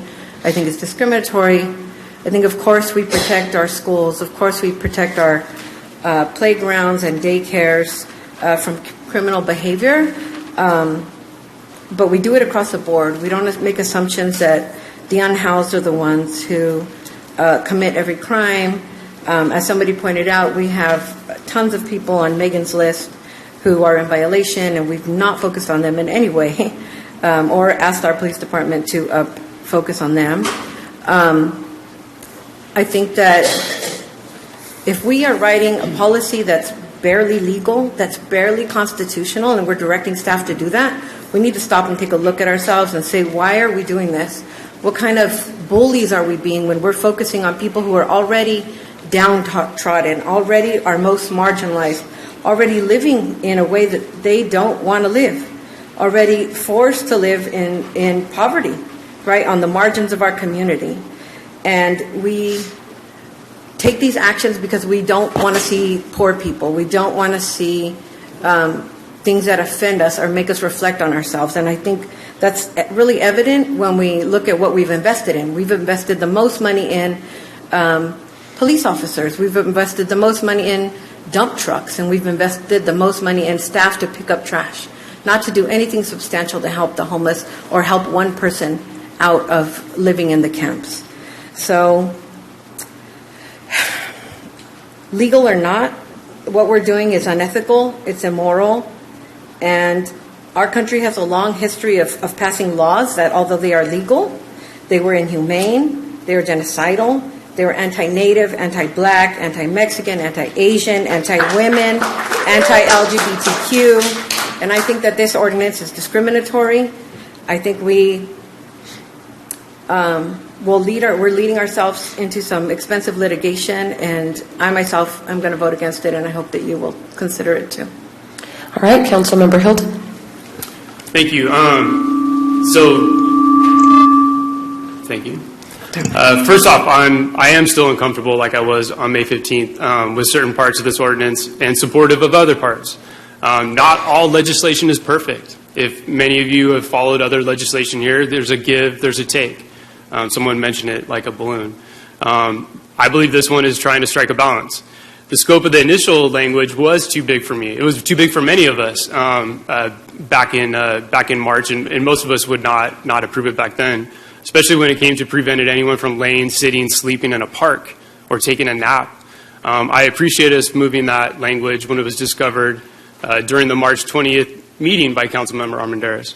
But like the chief said and told us on May 15th, the intentions of his officers when it comes to enforcing this in our parks and anywhere else would be through a common sense approach, case-by-case basis, and not profiling. And I'm going to hold them to that. This would allow our unhoused families whose students attend school to enjoy the park while their child goes to school if they wish. It also provides flexibility to our foster youth that attend schools, and maybe they don't want to go home right away after school and enjoy the park. It will allow our youth and residents that don't have a home life that's positive to go home to, whether you're housed or unhoused, affects anyone from east to west. It'll allow them to have parks as a safe place and a chance away from your life. I get that. When we have a focus on critical safety to our infrastructure, I am supportive of this legislation. This is not an unhoused prevention policy by any means and has a narrow focus compared to what it was before. The burden is on staff to make sure we follow procedures perfectly, or else we'll be subjecting ourselves to litigation. If this piece of legislation needs to change, then I would expect staff to bring that back to us, or a member of this council to bring that back. Thank you. All right, Councilmember Marks. Define reality resonated with me tonight because this is a reality. And the Boise decision said it's not illegal to camp on government property, but it also went on to say it is illegal to commit crimes. You know, I listened this evening about partnerships, and I really don't see a lot of our partnerships out at Los Animas Park. That park has gotten very sketchy the last 3 weeks. I'm out there 2 to 3 times a week. There's ranting, they're raving, it's very unsafe behavior. There's a woman who chases people out of the dog park and she can only say one word at the top of her lungs and begins with F. It's something that I would not want my grandchildren to be around. We were even scared when we were accosted on the tennis courts by a man high on drugs 2 weeks ago, and it took 7 officers that arrived to take care of the situation. These are our parks. And, you know, with this decision, I have nothing against an unhoused going in and sitting on a bench, taking a nap on the grass, But I do have a problem with someone who's making our lives dangerous to be out there because of their mental instability.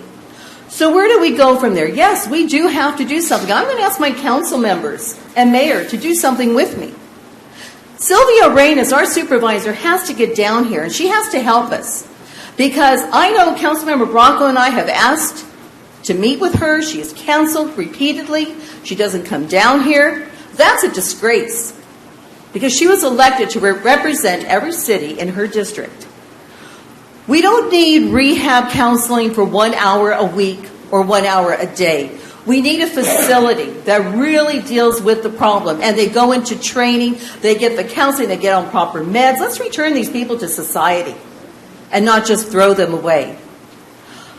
I don't know what the answer is, but I am supporting this tonight because our children should not have to be subjected to the violence that has been seen around, especially Gilroy Prep School.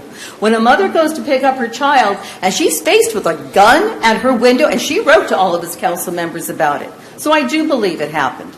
That's wrong. And for all the people who are sitting here that, make all these statements, yes, it's sad. I feel sorry for all the people. And I do worry about the women in the encampments. It's not safe. And all of you that have dealings with the encampments, it's not safe for the women and the children that are there. But it's also not safe for our children. And no one should have to be afraid to go out of their way to walk their child to a school. And that's what it's become for many of our school campuses. So the people who came here tonight, I'm sure you are the most law-abiding people. I really do. I think your hearts are in the right place, and you're not the ones who are causing the problems. Unfortunately, it's the ones that are committing the crimes, that are screaming, that are out of control, that everyone seems to focus on. So we need help. We just need help.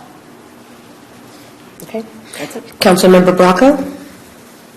Yes. As some of you may know, I was once homeless, and I was on drugs.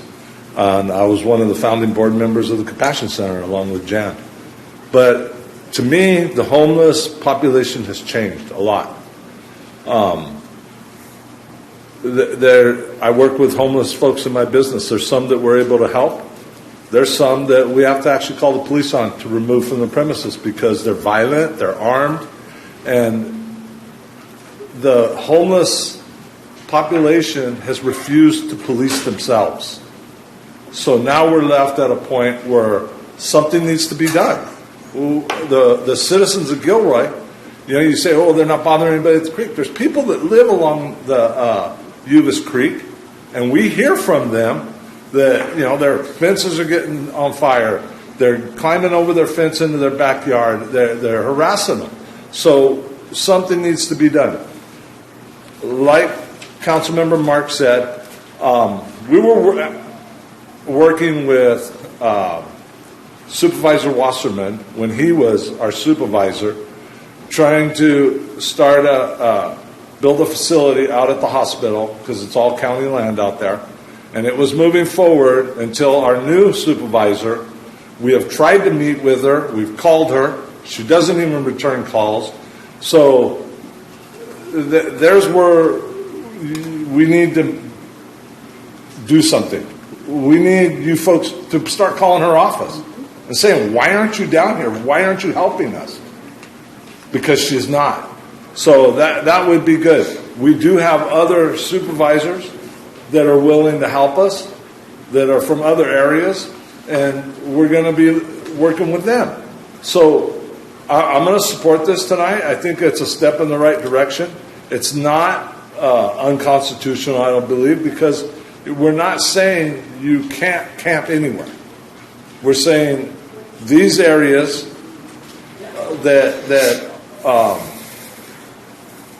like the Uvis Creek, it's a waterway. That water percolates into the ground and we drink that water. So it needs to be protected. There used to be a very substantial steelhead population out there. No more, they're gone. So we need to continue to move forward on this. Thank you. All right, Councilmember Klein. Thank you, Mayor. If you have a conversation, could you please take it outside? Okay. I want to thank everyone for coming tonight and sharing. There is a lot of emotions in this room as we have gathered to discuss these issues that affect us all. Some bring us together and some pull us apart. I'm going to speak for a moment on what should be the guiding principle that brings us together. I believe we are all made in the image of God. I also believe the golden rule, that we are to treat others as we expect to be treated. As a new council member, I swore an oath to support and uphold the Constitution.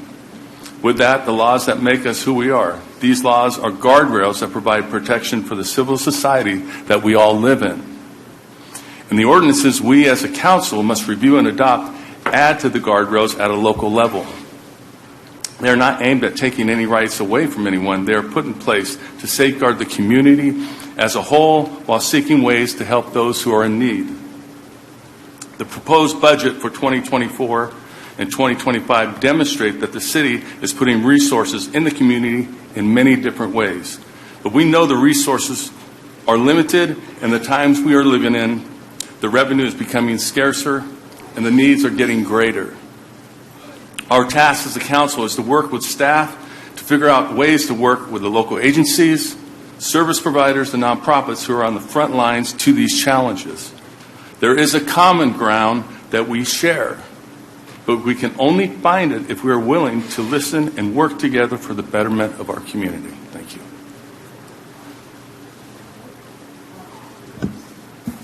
Councilmember Armendariz, are you speaking again, or did you not lower your hand? Yeah, I'd like to say something. Okay. Yeah, just because I think it's unfair that we speak against a fellow elected person who is not here to speak and defend herself. Supervisor Arenas has been to Gilroy. She has met with numerous community members. As soon as I think she was here during this past couple of weeks at St. Louis Hospital, she's motioned and passed lots of resources to help people in our community, including greater staffing at St. Louis Hospital, and put in motions which are in play currently to get more resources for our community at St. Louis Hospital and at the DePaul Medical Center in Morgan Hill. So I don't think it's fair that we make those statements that are not true. She also has a staff person assigned to our area.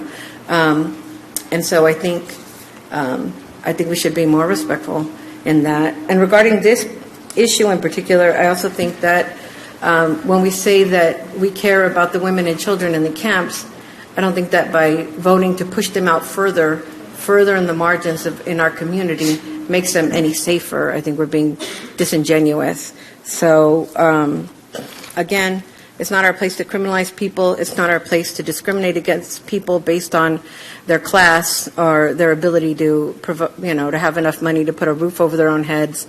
And I think we're skating here on really thin ice. Okay.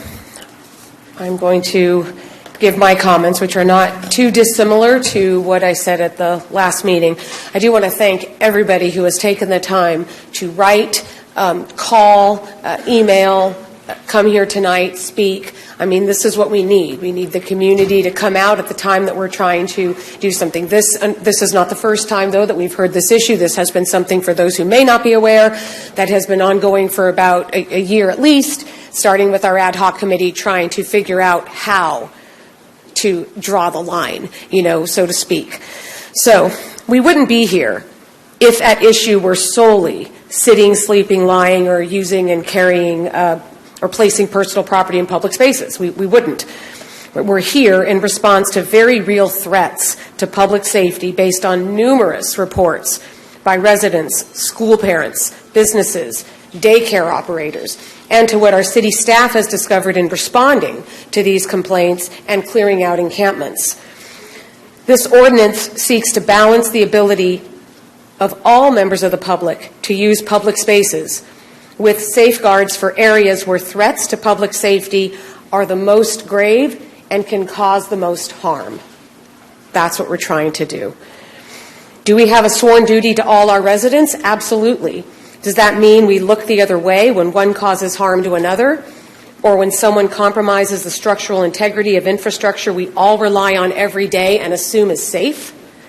Our sworn duty is to the safety of the public at large, and for that we have a duty to act when public safety is threatened, and that's what we're trying to do. This council is laser focused on housing. I said this last time. There hasn't been a single housing development proposal to come before us that we denied, this council, since I've been on in 2018. With the exception of the VTA proposed development, because it was to consume a large portion of what is supposed to be our thriving transit center first. And knowing that the county had Measure A dollars set aside for that proposal, we went after those same dollars to get a better housing development that was 100% affordable. There was no market rate housing in it at all, and half of it dedicated solely to very low and extremely low income housing. That is a plus.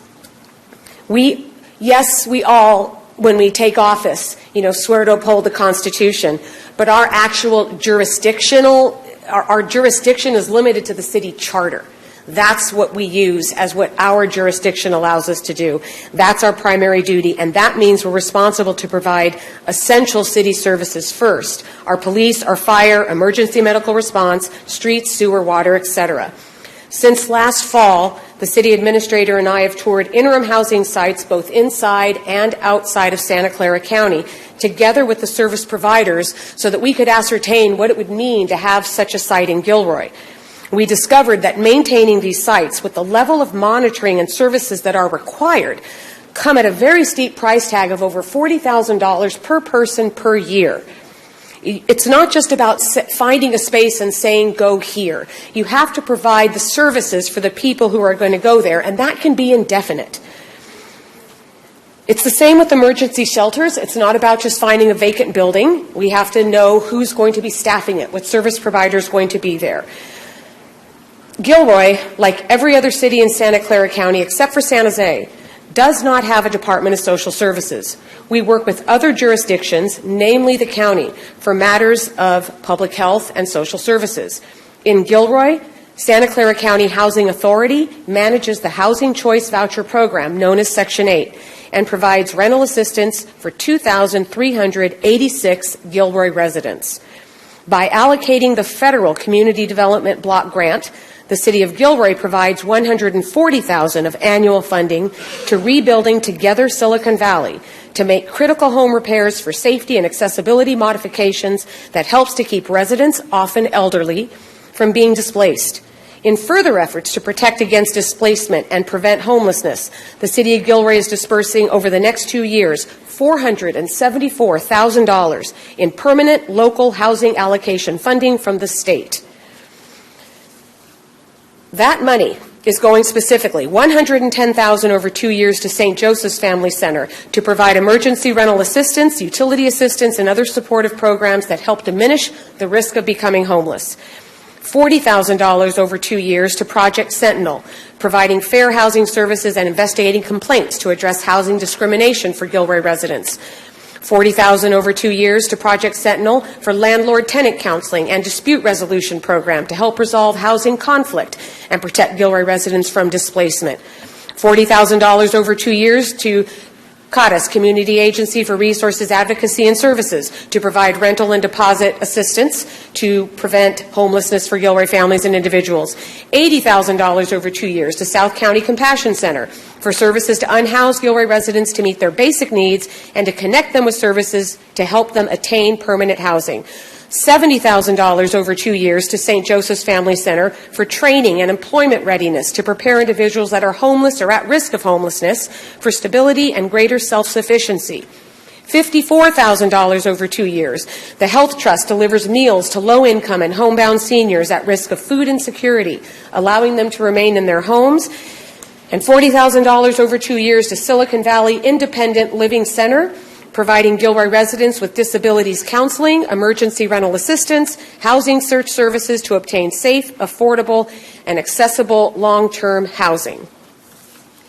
After this agenda item, we will be looking to approve our next 2-year budget. And in there, we will find that we have a 2-person crew that we deploy, if it's all approved, that we deploy weekly to provide citywide trash cleanups, something we've had to address because of all the trash that's around. I want to mention the quality of life officers. We have reports that tell us exactly how many contacts they make with unhoused residents. From January 3rd to May 12th alone, 280 contacts between unhoused and transient population and the quality of life office. These all work together. I'm not trying to point out any one of these things individually. I'm trying to show you the magnitude and scope of everything that this city is trying to do and does. This council, together with all the mayors of Santa Clara County, sent in a letter of support, and this was organized by San Jose Mayor Matt Mahan, to State Senator Susan Eggman, to encourage conservatorships to come back for the people who are mentally ill and cannot take care of themselves, to bring that back so that we have a way to help people who can't make those, who are mentally ill. I'll leave it at that. And lastly, I want to inform everyone that we are also in our budget creating a housing and community services division and elevating a vacant program administrator position, which is a position we created during the pandemic to help with all these kinds of issues that people needed connections with. This is going to be elevated to a housing and community services manager. And that position will provide a higher level of expertise and focus the division, the Housing and Community Services Division, on housing and unhoused issues, such as implementing projects and programs to address housing needs for a diverse community and provide assistance to families and individuals that are experiencing or at risk of homelessness. This agenda item is about protecting our children and critical public infrastructure from the known issues, activities, and behavior that threaten public safety. This is about achieving balance with attempts to safeguard those spaces where threats to public safety are the most grave and can cause the most harm. It's about respecting our obligations and duty under the city charter and to each other. So I will be supporting this ordinance. Thank you. Okay. I'll make a motion. Make a motion to read ordinance by title only. Okay, is there a second? We need to do this one at a time, I think. That's right. Okay, so the motion to read the ordinance by title and waive further reading by Councilmember Bracco and seconded by Councilmember Tovar. Councilmember Almaderis? No. Councilmember Bracco? Yes. Councilmember Klein? Yes. Councilmember Hilton? Aye. Councilmember Marks? Yes. Councilmember Tovar? Yes. And Mayor Blankley? Yes. All right, that passed 6-1. No, well, there's a problem. Under the charter, that motion has to be unanimous. Yeah. And if it's not unanimous, then the clerk will have to read the ordinance. An ordinance of the City Council of the City of Gilroy adding Chapter 5 to the City Code relating to banning the use of certain public right-of-ways as sleeping or living accommodations.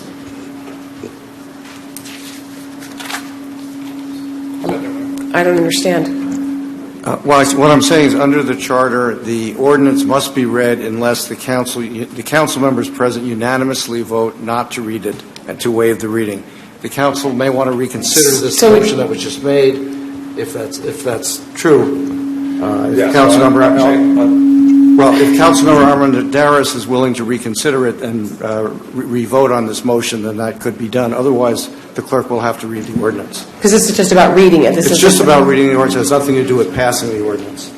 I am not. Okay. Okay, then he'll need to read it. One moment here, Madam Mayor.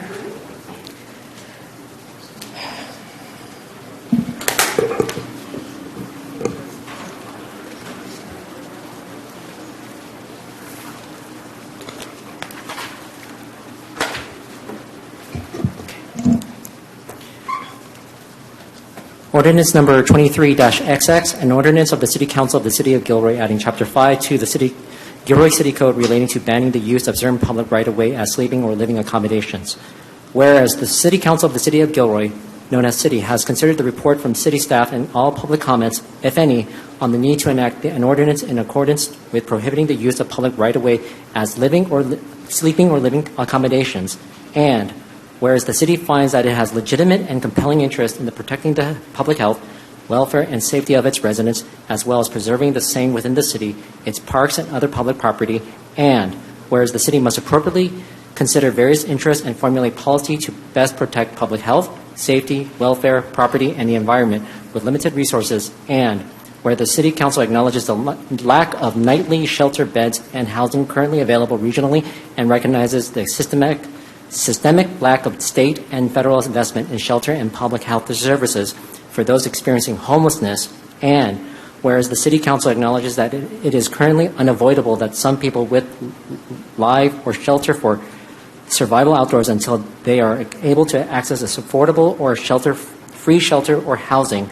In Gilroy, this has typically meant sheltering, sometimes for extended periods of time, on city right-of-ways and city property, and at times on other agencies' property, and whereas the public right-of-way and public properties are generally intended for the public use and travel, the City Council is the authority for public right-of-way within the city.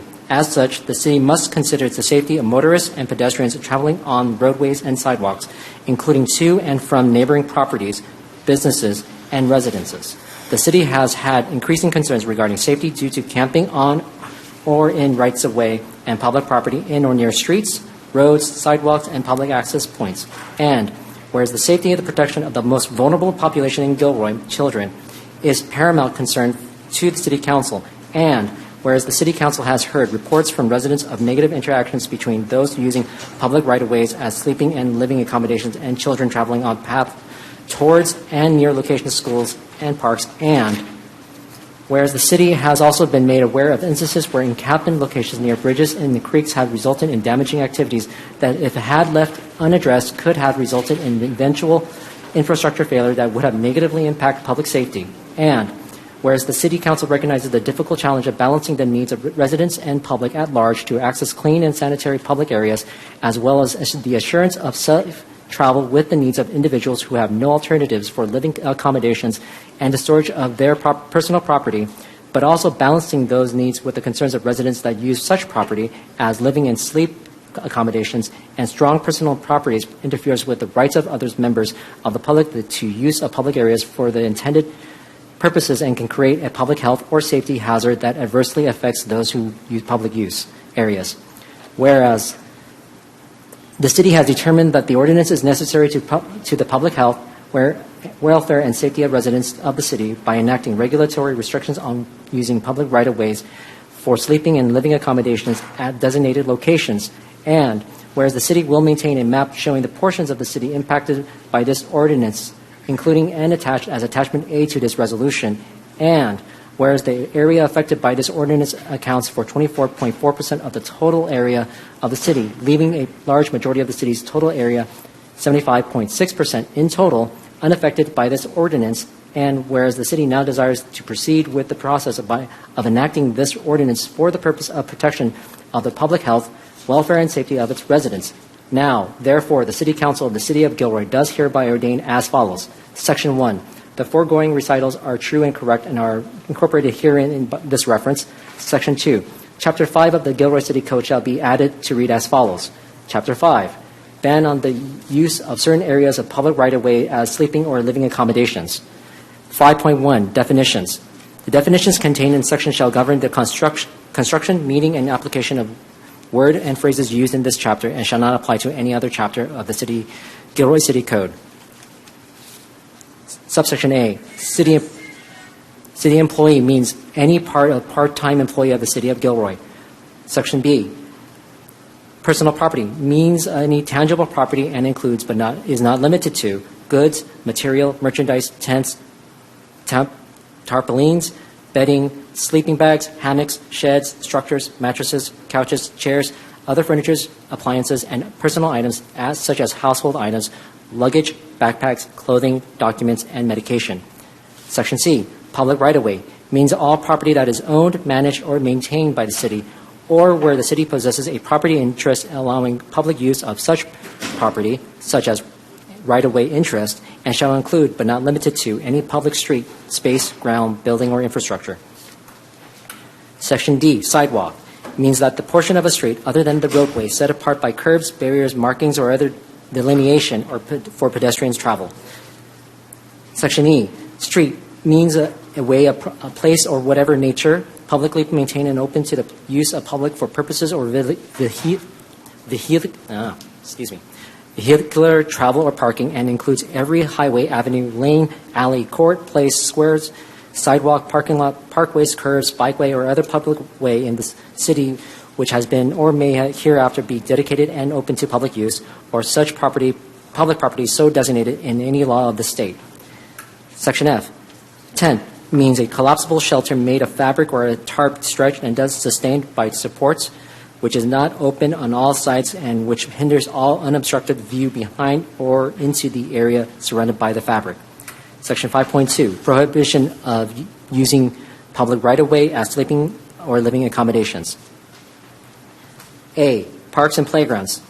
No person shall obstruct by sitting, lying, or sleeping, or by storing, using, maintaining, or placing a personal property on a street, sidewalk, or the public right-of-way in the following locations when it reasonably appears in light of all the circumstances. The participants in conducting these activities are in fact using the area as a living or sleeping or living accommodations regardless of the intent of the participants or the nature of any other activities in which they may also be engaging. 1. Within 500 feet of any park or playground. This prohibition applies all year, overnight, on any weekends and weekdays, even when such facilities may be generally considered closed. B. Other public rights-of-way. No person shall obstruct by sitting, lying, or sleeping, or by storing, using, maintaining, or placing personal property on street, sidewalk, or other public right-of-way in the following locations. 1. In a manner that impedes passage as provided by the Americans with Disability Acts of 1990, Pub.L. number 101-336, 104 Statute 328, 1990, as amended from time to time. 2. Within 500 feet of any school or daycare facility, this prohibition applies all year, overnight, on any weekends and weekdays, even when such facilities may generally considered closed. 3. Within 100 feet of critical infrastructure, including water wells, storm drain basins, railways, bridges, and under and overpasses. 4. Within 10 feet of any operational or utilizable building entrance, exit, driveway, or loading dock. 5. Within 5 feet of any fire hydrant, fire plug, or any other fire department connection. 6. In any manner that obstructs or unreasonably interferes with the use of right-of-way for any activity for which the city has issued a permit. 7. In a manner that obstructs any portion of any street or other public right-of-way open use by motor vehicles, including any portions thereof marked as a bike lane. 8. City creeks and creek embankments within Gilroy city limits. 5.3. Penalties. A violation of this section involving a person who willfully resists, delays, or obstructs a city employee from enforcing this section or willfully refuses to comply after being requested to do so by a city employee shall be punishable as a misdemeanor. All other violations of this section shall be enforceable only as infractions pursuant to Gilroy City Code Section 1.7 or by issuance of an administrative citation pursuant to Gilroy City Code Section 6A.13. Section 3. If any section, subsection, sentence, clause, or phrase of this ordinance is for any reason held to be invalid or unconstitutional, such decision shall not affect the validity of the remaining portions of this ordinance. The City Council of the City of Gilroy hereby declares that it would have passed and adopted this ordinance and each section, subsection, sentence, clause, or phrase hereof, irrespective of the fact that any one or more sections, subsections, sentences, clause, or phrases may be declared invalid or unconstitutional. Section 4. This ordinance shall take effect in 30 days after its adoption. The city clerk is hereby directed to publish this ordinance or a summary thereof pursuant to Government Code Section 36933. Okay, that's it. That's the end. Okay, thank you. So now we have do we have a second motion then for the second part of this? Yes, so moved. Okay, moved by Councilmember Bracco and seconded by Councilmember Tovar to introduce an ordinance of the City Council of the City of Gilroy adding Chapter 5 to the Gilroy City Code relating to banning the use of certain public rights-of-way as sleeping or living accommodations. And this is a roll call vote. Councilmember Armendariz? Nope. Councilmember Bracco? Yes. Councilmember Klein? Yes. Councilmember Hilton? Aye. Councilmember Marks? Yes. Councilmember Tovar? Yes. And Mayor Blankley? Yes, and that passes 6-1. Okay, I'm going to ask for a very brief 5-minute break so people can just do what they have to do in 5 minutes, and then we'll come back, please, before 8:30, so 8:27, 8:28.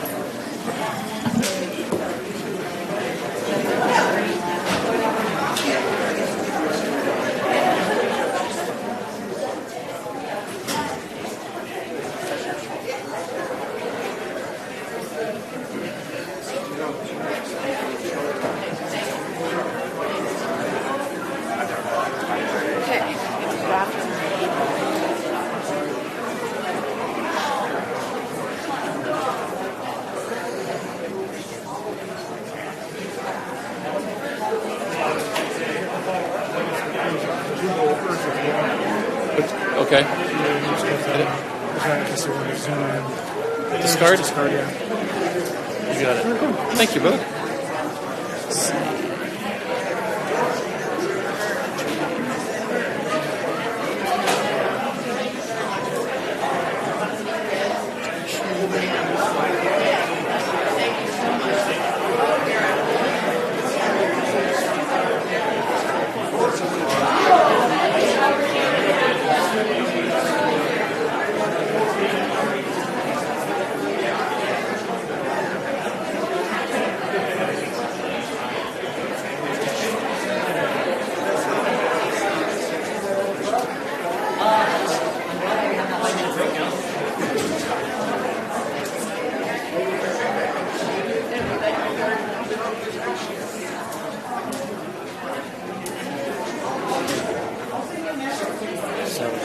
Yes, sir. Let me just make sure. This is mic check. Mic check, mic check.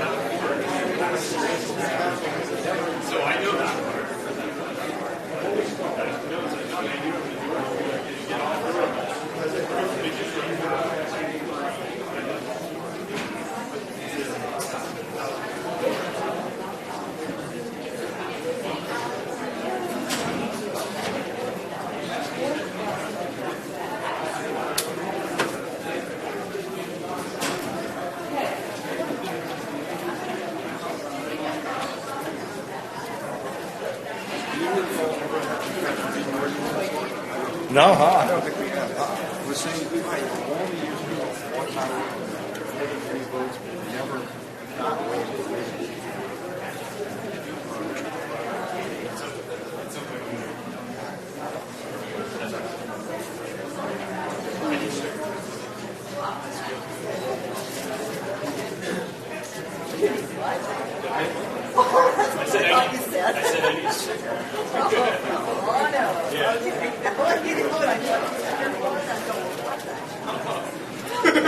We're all going to take gummies.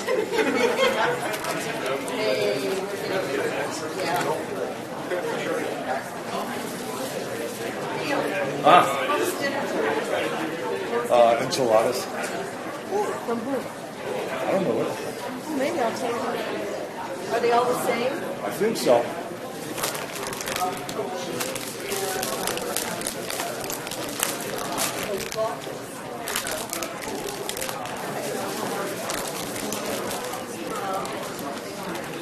Hey. That was good. That was good.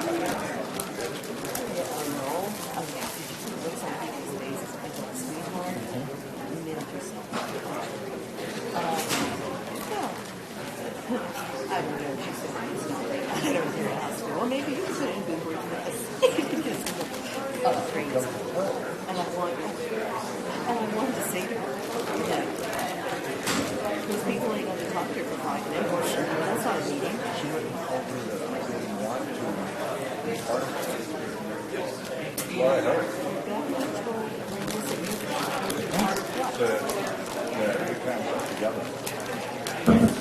I got one. Oh, you got one? Yeah. Tap it. Okay, council members, can we please resume? And those in the audience, either take a seat or not. Okay. That's okay. She's just trying to pave her way. Okay, council members? Do you have to do something? Okay. It's 8:30. We are back. And we are now on item 9.2. Please, if you're someone in here talking, please exit the room and continue your conversation outside. This is to adopt fiscal years 2024 and 2025 operating and capital budgets, position control list, departmental work plans, boards and commissions work plans, and the GAN appropriation limit for fiscal year 2024. Okay. Tom, Anna, please. Thank you. Okay, staff report. Jimmy Forbes. All right. Thank you, Madam Mayor. We are bringing you to the end of a long journey that we started back in January of this year. So we've been going at this budget for 6 months. You and the community have had 6 different meetings, 2 goal setting, work plan prioritization meetings in January and March, 2 budget meetings with council. We had the CIP program and the budget introduction, and then an update on the general fund and budget development to council, and then we just recently had a community budget meeting. So I say this often, that this is the most important document the council approves, because without this document we don't have money to do anything, and legally we need your authority to spend money. So this also establishes the work that will be accomplished with the funding you are providing. So we have spent a considerable amount of time on the work plans with your goals and priorities, and so that's where we allocate the resources. And I believe, as your city administrator, we have given you a budget that gives us the resources to do the work plan that I'm hoping you will approve. It incorporates the city's 5 city council goals, which I won't go through again. We've been through that a few times, but some of the key budget takeaways that we included and we thought about as we finished up this budget is that the city is growing 18% in the last 10 years. It's going to continue to grow, especially with the housing being developed. And so in order to maintain pace with that growth, we have to continue to invest in infrastructure. This budget has many infrastructure items in it and many investments, and also implementing some of the long-term master planning, including the housing element, the water, wastewater, stormwater master plans, and then trying to make sure that we augment our staff responsibly. And as we've discussed with ERAF, that gives us a economic shot in the arm that we weren't expecting, of about $1.8 million annually in ongoing general fund revenue, which allows us to make some service maintenance and enhancements. We have discussed concentrating on utility. We're going to need these water and wastewater systems for the housing developments, and we actually, for which is a rare case, we have the funding already in place. We just don't have the people, and so we have made recommendations to do so. I don't want us to lose sight that a lot of the economic development activities that we've been working on for the last years are still going on. They haven't gone away, and 2 most notably is the Shark's Ice, which I'll give you an update about later. Gourmet Alley in downtown will be commencing construction here very soon, and then the Hecker Pass Gateway finishes the Surplus Lands Act process theoretically on June 12th if we do not receive an offer from a housing developer. So those 3 are still ongoing. They will still be in the queue with the other things that we are proposing in this budget, which includes the Civic Center Master Plan and community center opportunities.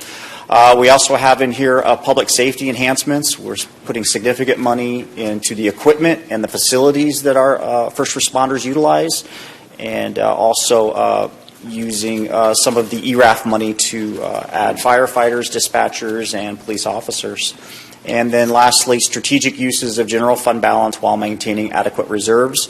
We propose to use about $10 million in reserves, but fortunately we have a very healthy reserve level, and we will still maintain our council adopted policy of maintaining 30% reserves. So real quickly, I'm going to take you through just the last highlights of the budget. There's nothing new here. We haven't proposed any major changes. And the last thing that we will talk about is the work plans from our boards and commissions, which is the only new real item that you have here tonight. I'd like to tell people, too, that we do provide services, but at the end of the day, we are a $200 million corporation with about $500 million in assets. And we have 281 employees for fiscal year 24 and 286 in fiscal year 25. It still does not return us to pre-2017 levels, but we certainly have invested in technology and other items that have helped us bridge that gap in manpower and human power, I should say. So citywide, $200 million.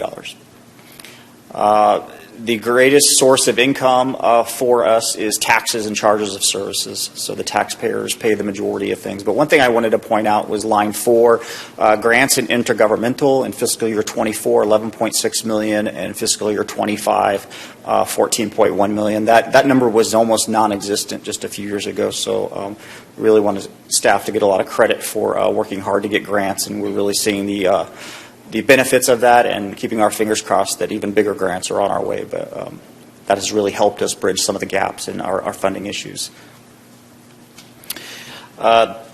Citywide, this is a little bit misleading because it says that only 30% goes to personnel expenses, and that's when you look at the city as a whole because we spend a lot of money on infrastructure. But regardless, $60 million of the budget and then 63.7 in the next couple of years will go towards our employees, which they are our greatest asset, and we continue to invest in them and continue to need them to provide services. But you can see here out of the $200 million, 30% of that goes to employees. Now, when we talk about the general fund, and that is the fund that we spend the most time on because it's the only fund in which council has discretion to spend in any way they deem necessary. And we get that through sales tax and property tax and then utility user tax. So you can definitely see sales tax and property tax make up the majority, and those are discretionary revenues. The rest of the revenues that you get in the city for water or wastewater have to be spent on water and wastewater. And then next in the general fund, you can see that 70%, 67% of those costs go to employees, and then materials and services and some internal service fund charges. But again, these are all things that you've seen before, so I'll keep going until you stop me or you have a question. This chart to me is probably tells you the budget in a whole. The whole picture is that you see we have $35 million in reserves. We're going to lower that to about 25, but that black line shows that we are still above the minimum reserve level according to our policies. So this is a good use of one-time money and one that will allow us to make some purchases and some investments in our infrastructure. The other item that you'll be asked to approve tonight is the appropriation limit. That is a state requirement, and this one doesn't have a high level of relevance for council because we don't get anywhere close. Our limit is $232 million, and we're only going to spend $52.4 million. So the budget does not come close. But this is state law from the 70s, same time as Proposition 13, and over time it's kind of become irrelevant for us. Position control list. Fiscal year 24, we mentioned that 281 positions total. 16 positions are added or reclassified. We spoke earlier about a housing manager. That will be a conversion that we're proposing. And then across all departments except for fire in the first year. In the second year, 286 positions. Those are all public safety positions. But if we get the ERAF money solved through the court system earlier, we'll come back to council and state we have the identified ongoing revenue source. It's passed the court test. We would move forward with adding those positions earlier instead of waiting for fiscal year 25. If the ERAF process does not come out well in the court process, we'll of course, come back to council and talk about how we're going to fund those if we are able to at all. But we're really putting a lot onto the ERAF money that we're expecting. And yeah, so public safety, 2 police officers, 2 dispatchers, 2 firefighters, all to help us maintain our service level. Council legislative agenda. We spent some considerable amount of time in some of our workshops going through this. This is just a repeat and a summary, and it was in your packet. And so this is the legislative agenda that you have. Jimmy? Yes. It might be important to remind everyone that this is not in any particular order. It's just the 10 of them. Okay. Yeah, we probably shouldn't have the numbers there, but that's okay. Okay. Department work plan, which is in your packet as well, and again, we focus on the mandated items, which are 13 of them. And if you notice, community development is not a very large department. It's one of our smaller departments, but has a significant amount of mandated items for their work plan due to state mandates. And so, we have told council before that we focus on the mandate and the core, and then try to get to the discretionary, and we maintain that. They are not inclusive of all the work that the departments do. We do have the day-to-day things, taking people's payments and doing their permits. But again, these are the items that staff has identified would like to have resources towards in order to meet mandates or core and discretionary functions. The last piece here, which is new, is the board and commission budget request. Every budget cycle, we do ask our boards and commissions to provide recommendations. And I'm going to kind of go through this because we did get a lot of ideas and recommendations, and some we will recommend and others we did not. And so for the Planning Commission, they did request $20,000 each fiscal year up to for training, and that would enable all planning commissioners to go to some of the statewide planning trainings that are available to them. They are in a quasi-judicial function, so it is important to keep them apprised of rules, regulations, and laws. So we did include that in the budget, but again, that's up to $20,000, and if people don't utilize it, it's not money they can spend elsewhere. It would have to be on training.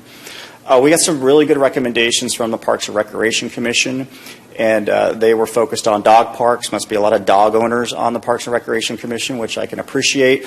But we didn't include that in the budget, and it's not a no from staff. What it is we did include in the budget $100,000 in annual appropriations for general park improvements. So we'll work with the Parks and Rec Commission for them to provide recommendations. They are an advisory board, so we want to hear from them and to balance that money. So it could end up being $50,000 for a dog park, but we want to show them some of the areas that we think need improvement as well.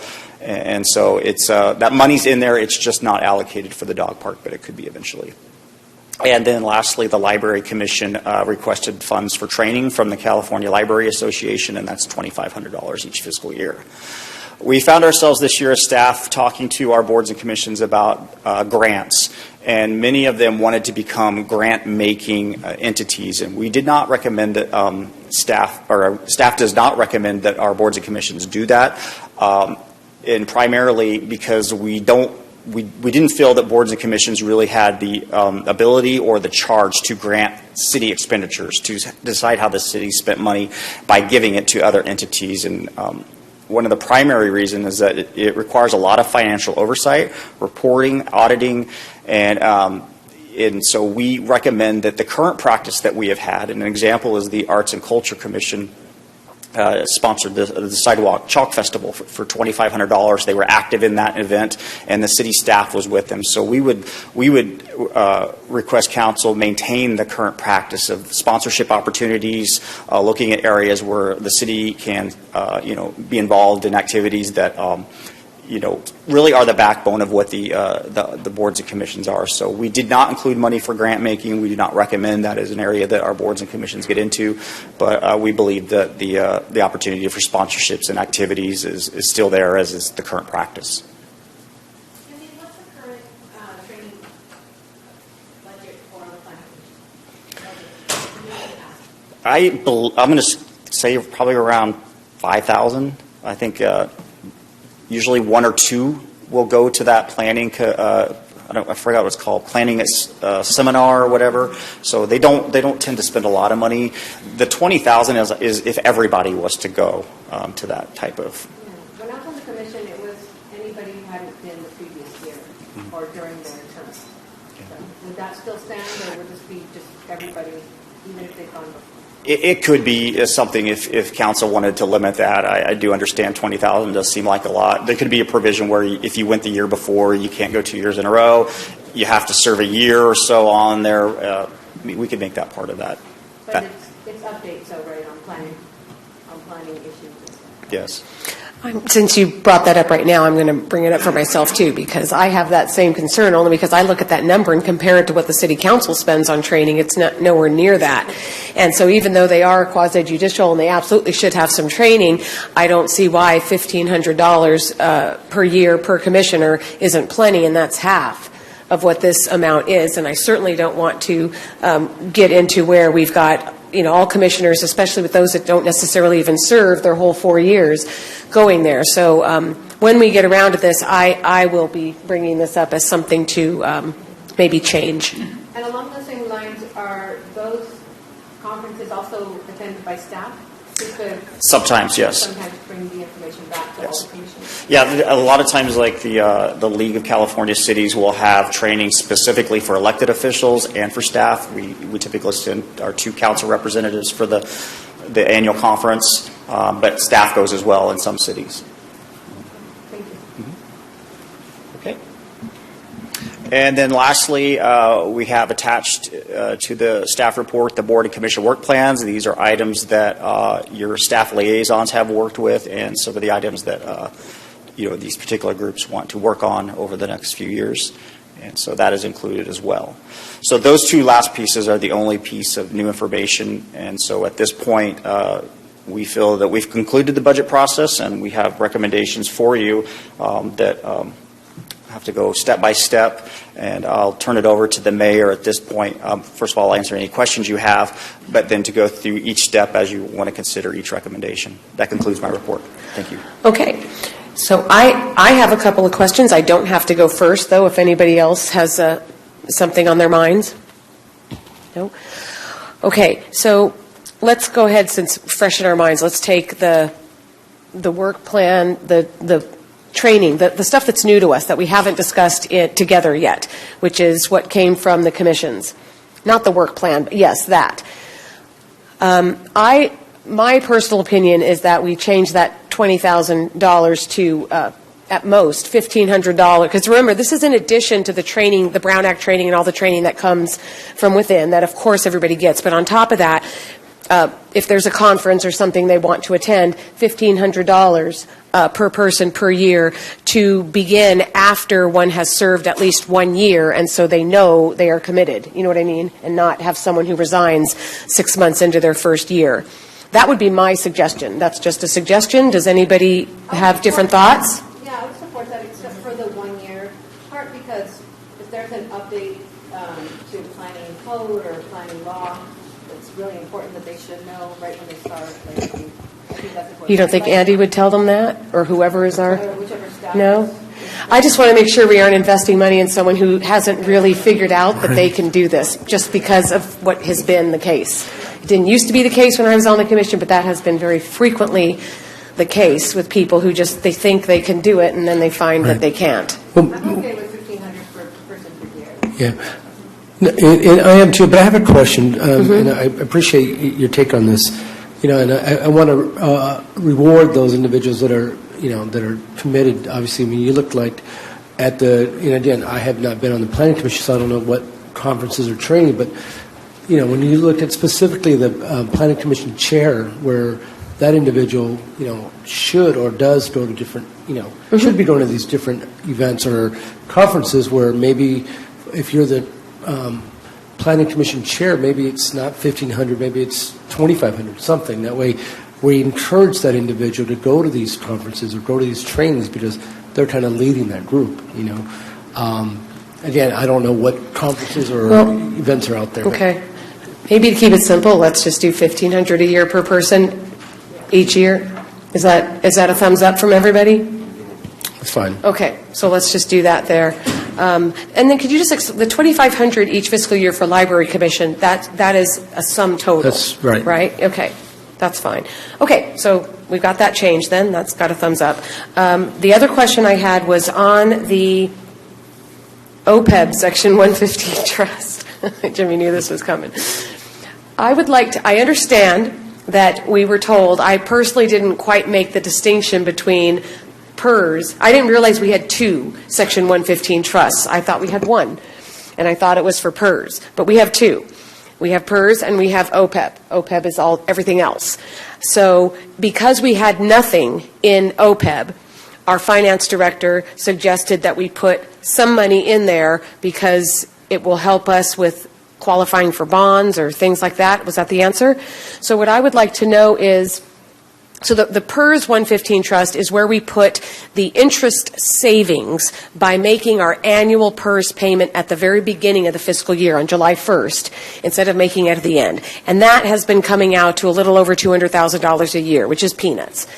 And I had hoped, and this is just me, that we would find more money in this budget to put towards the rising unfunded liability that is just higher and higher and higher, and we're making next to no traction on getting ahead of. What we've got is this $500,000, but it's going into the OPEB, not into the PERS. So my question is, did it need to be the whole $500,000? Could it be $250,000? What was the number? Since I didn't make this distinction, so I didn't pay attention clearly. What was the reason, and how much is necessary to go into the OPEB trust to satisfy the reason for putting any money in there at all instead of into the PERS one? Well, I can tell you the $500,000 is not a calculation. It's not scientific.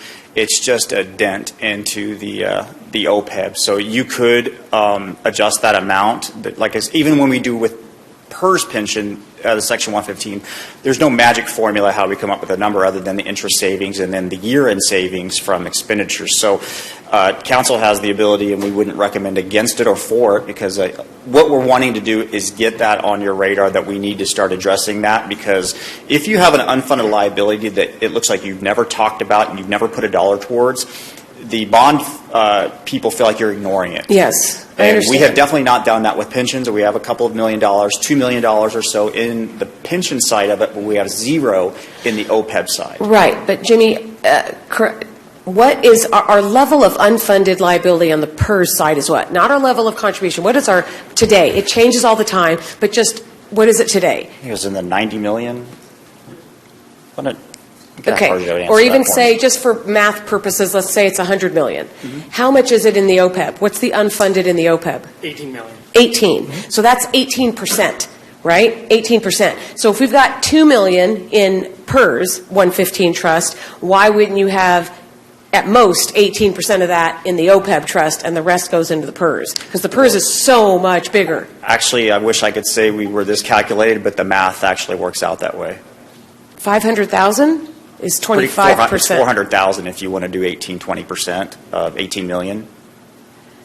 18 million is about 20, I'm saying is about 20%. Oh, That's well, I'm saying 18%. You're saying 20%. Yeah. So you're actually kind of close. You're a little over, but you're pretty close. 500,000 is 25% of 2 million. If 2 million is what we've got in, we're talking about, we funded 2 million. We have 2 million in the PERS 115, right. And we're proposing 500,000, which is 25% of that. Yeah, so the PERS funding is at 20% so far, and so the OPEB would be about 25%. So they're relatively close. Okay, I don't call that close with those kind of numbers. What page is this on? I got to put my personal privilege out here for a second. I mean, this is like a back and forth, and I would love to follow it. Well, I just didn't know we had an OPEB. Where is it? Is this actually in our agenda packet? Like, is this a conversation we have another time? I mean, I don't get what you're trying to get at. This budget is proposing $500,000 to the OPEB trust. What page is that on? On which slide do you have that on? Could I make a suggestion? Okay. We don't have to decide this right now. The money's not going to get sent till next year. So if you'd like a little bit more explanation about what we're trying to do and how we're funding this, we'd be happy to come back. Bring it back. So we can pass tonight's budget. You can pass that. We'll hold off on that topic, and okay. we'll bring it back. Because I'm not comfortable with the ratio that's going into each trust. Even though I totally appreciate that we should have something in the OPEB. I didn't know we had an OPEB trust. So that's new to me. Okay. Okay. You want to say something? Yeah, I was just going to say, I think the other piece is council has a policy above and beyond the interest savings that there's a general fund saving mechanism. So in the budget messages where all this is outlined under CalPERS and OPEB, we're merely making a recommendation to invest monies, set aside monies to address this $18 million unfunded liability, which we're basically a pay-go system as it is. And to the point that City Administrator Forbes was making is, from we're going to be going out to the markets here for other for bond issues and so forth. So one of the things that rating agencies look at is, well, those are the two biggest challenges that cities have. Do you have a plan in place, or have you taken any action to address those? Mm-hmm. So for those reasons, we thought it was appropriate to make a recommendation to go ahead and at least that the council has initiated a conversation to say, yes, we're going to invest some dollars to address this, while we've already taken actions in the past to address the pension. So it does have a benefit, but we're happy to come back to have a more robust conversation. But that was the intent, is to, while we're addressing everything else, we're investing money, we should also be looking at our liabilities as well and make some investments there. Got it. Yep. Okay, thank you. That's all I had. Anybody else? Okay, then we start. It's A, B, C, D, and E.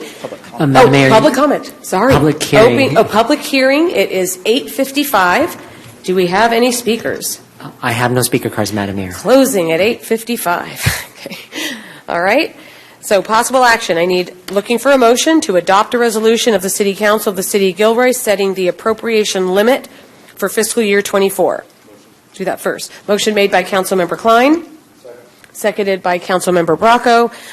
This alone does not include any of the other stuff we were talking about, so this is a roll call vote that does not include what I was talking about for training and all that. That'll be the next one. Okay? Thank you, Madam Mayor. Just give me 1 second here so I can get this ready.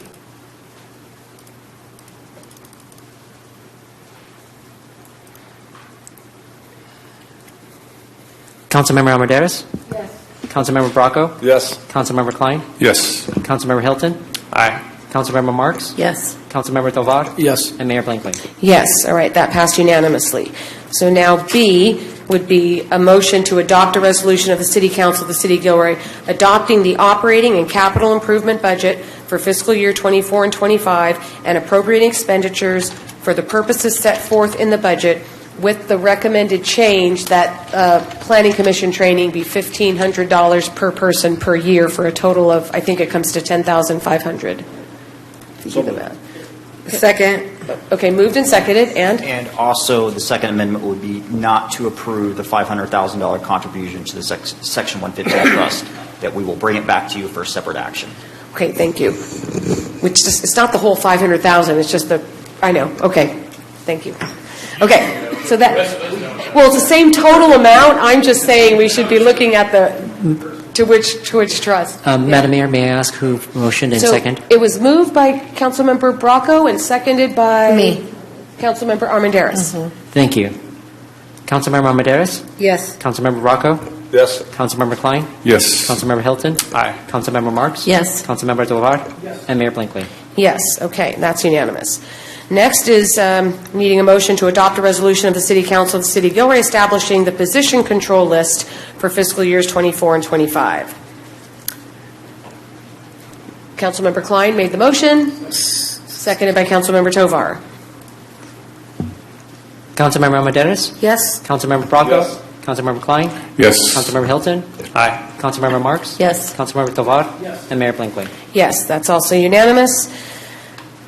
Looking for a motion to approve the city goals, priorities, legislative agenda, department work plans for fiscal year 24 and 25. That was made by Councilmember Hilton, seconded by Councilmember Tovar. Councilmember Armendariz? Yes. Councilmember Bracco? Yes. Councilmember Klein? Yes. Councilmember Hilton? Aye. Councilmember Marks? Yes. Councilmember Tovar? Yes. And Mayor Blankley? Yes. And lastly, approving the boards and commissions work plans for fiscal year 24 and 25. Moved by Councilmember Hilton. Seconded by Councilmember Armendariz. Councilmember Armendariz? Yes. Councilmember Bracco? Yes. Councilmember Klein? Yes. Councilmember Hilton? Aye. Councilmember Marks? Yes. Councilmember Tovar? Yes. And Mayor Blankley? Yes. Passes unanimously. We are on to 9.3, Gilroy Square Project. Gilroy Crossings Phase 2, Planned Unit Development, Zoning Amendment, Tentative Map, and Arc and Site Review for property located at 6970 Camino Arroyo, file number Z22-02, TM2102, and AS2113. And first, I go to a disclosure of ex parte communications. Looking down the line, has anybody spoken to anybody? So Mark Sanchez called me only? Okay, there we go. Okay. I talked to him, but not really about this project. Oh, he called me about this project, so no new information to share, but I wanted to disclose that we had the conversation. Okay? So it looks like just me, Councilmember Klein, Councilmember Tovar, and I'm throwing you in there, Dion. Okay. All right, staff report is going to start with Craig, not Sharon. Okay? Go ahead, Craig. Thank you, Mayor, Councilmembers, and meeting with the Planning Department, presenting this item, and then the project plan. So this is a proposal to amend an existing planning and development. Excuse me, Craig, can you turn on the mic?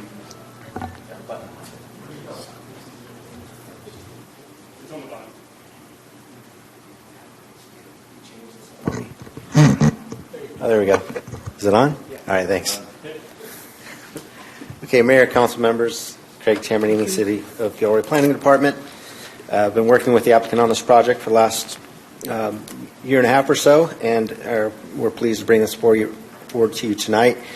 The proposal is to develop 10 acres of property that was part of the existing Gilroy Crossings Plan Unit development. This 10 acres is what was designated as Phase 2 of the development, the first phase obviously being the shopping center on the east side of Camino Arroyo between 101 and this site.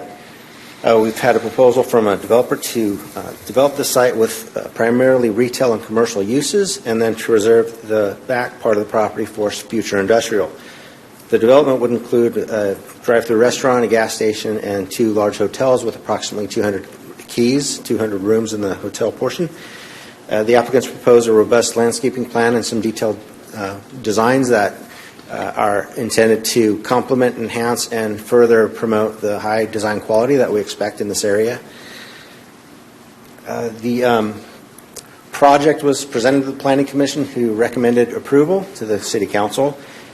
We've prepared a mitigated negative declaration for this project. Previously, there was an environmental document prepared for the original development quite a while ago. I think it's been at least 20 years since that was adopted.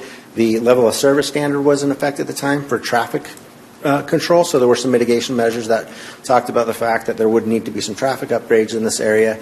Of course, since then, we've gone to a different metric, vehicle miles traveled, so level of service is now just a merits-based consideration for the city. So this project did have an analysis on both vehicle miles traveled and level of service for your information to identify what does this project do in terms of our existing service capacities. The project environmental document also looked at some environmental considerations, considering some wildlife on site. There are some potential for protected bird species to be on site, so that would be looked at prior to construction. The project would generate greenhouse gas emissions. We have to look at that now. And the primary consideration for that comes from the fast food restaurant, which uses gas appliances. And so the obligation of the project would be either come up with a plan to mitigate on site or buy carbon offset credits, which you probably recall hearing about in the past on projects. You can purchase and offset your carbon emissions through buying credits and take care of the local emissions through that methodology.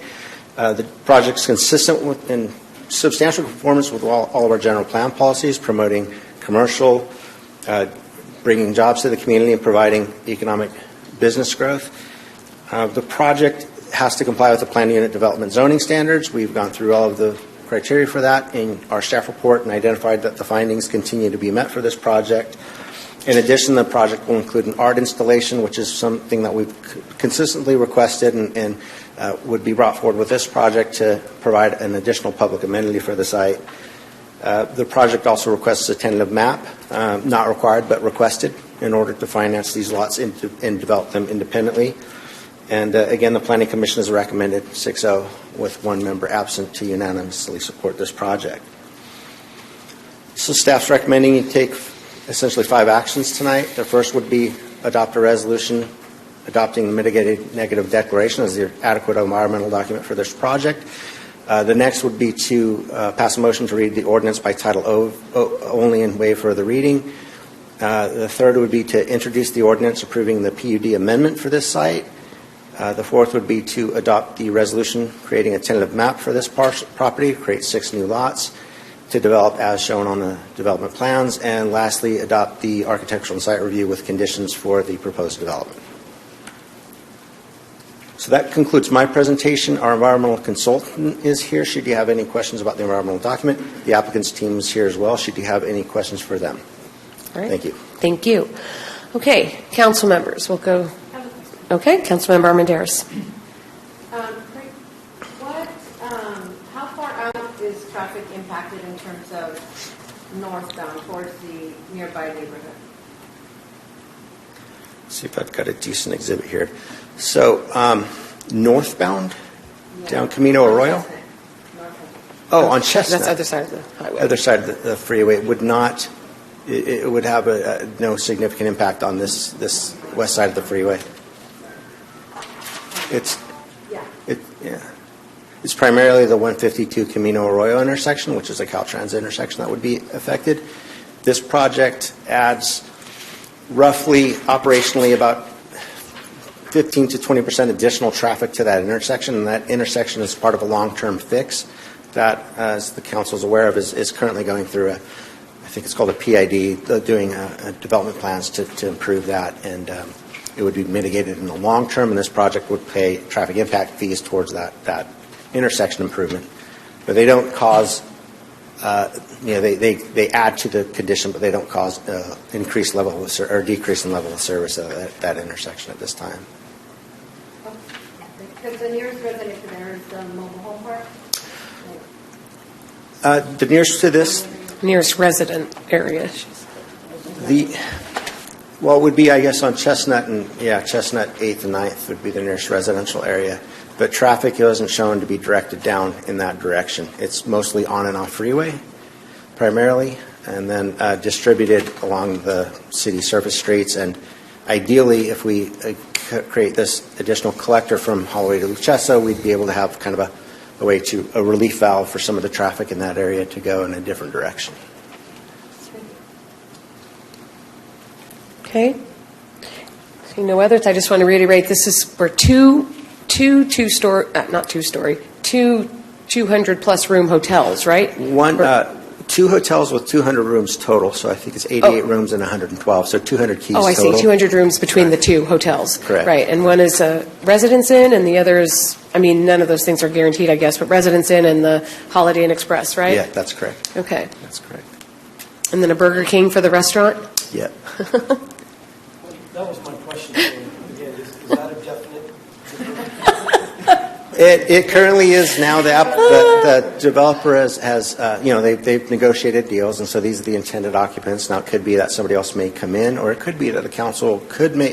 This is a planned unit development. You do have control over the land uses, so you could ask for other things. We did talk to them about a sit-down restaurant type of use, and unfortunately, nothing was. They weren't able to secure any deal along those lines, but they did have a local franchisee who was interested in doing the restaurant. Well, and I guess that's why I was bringing this question up. I don't know. If the Burger King is what everybody wants to have there, I understand. That, well, that's what the developer. Right? No, I understand. Yeah. It's what they can get, but we do have some sort of say in this. Well, I don't eat at Burger King, so. No discrimination against Burger King. That was my first high school job, the one on Weasley. I was that drive-through person that took your order. Yeah. So. Something healthier would have been nice, but all right. Okay, so seeing no other questions from council, then I'd like to open the public hearing at 9:08. Yes, Madam Mayor, we have one speaker card, and it's from Patrick McGaughy. Okay.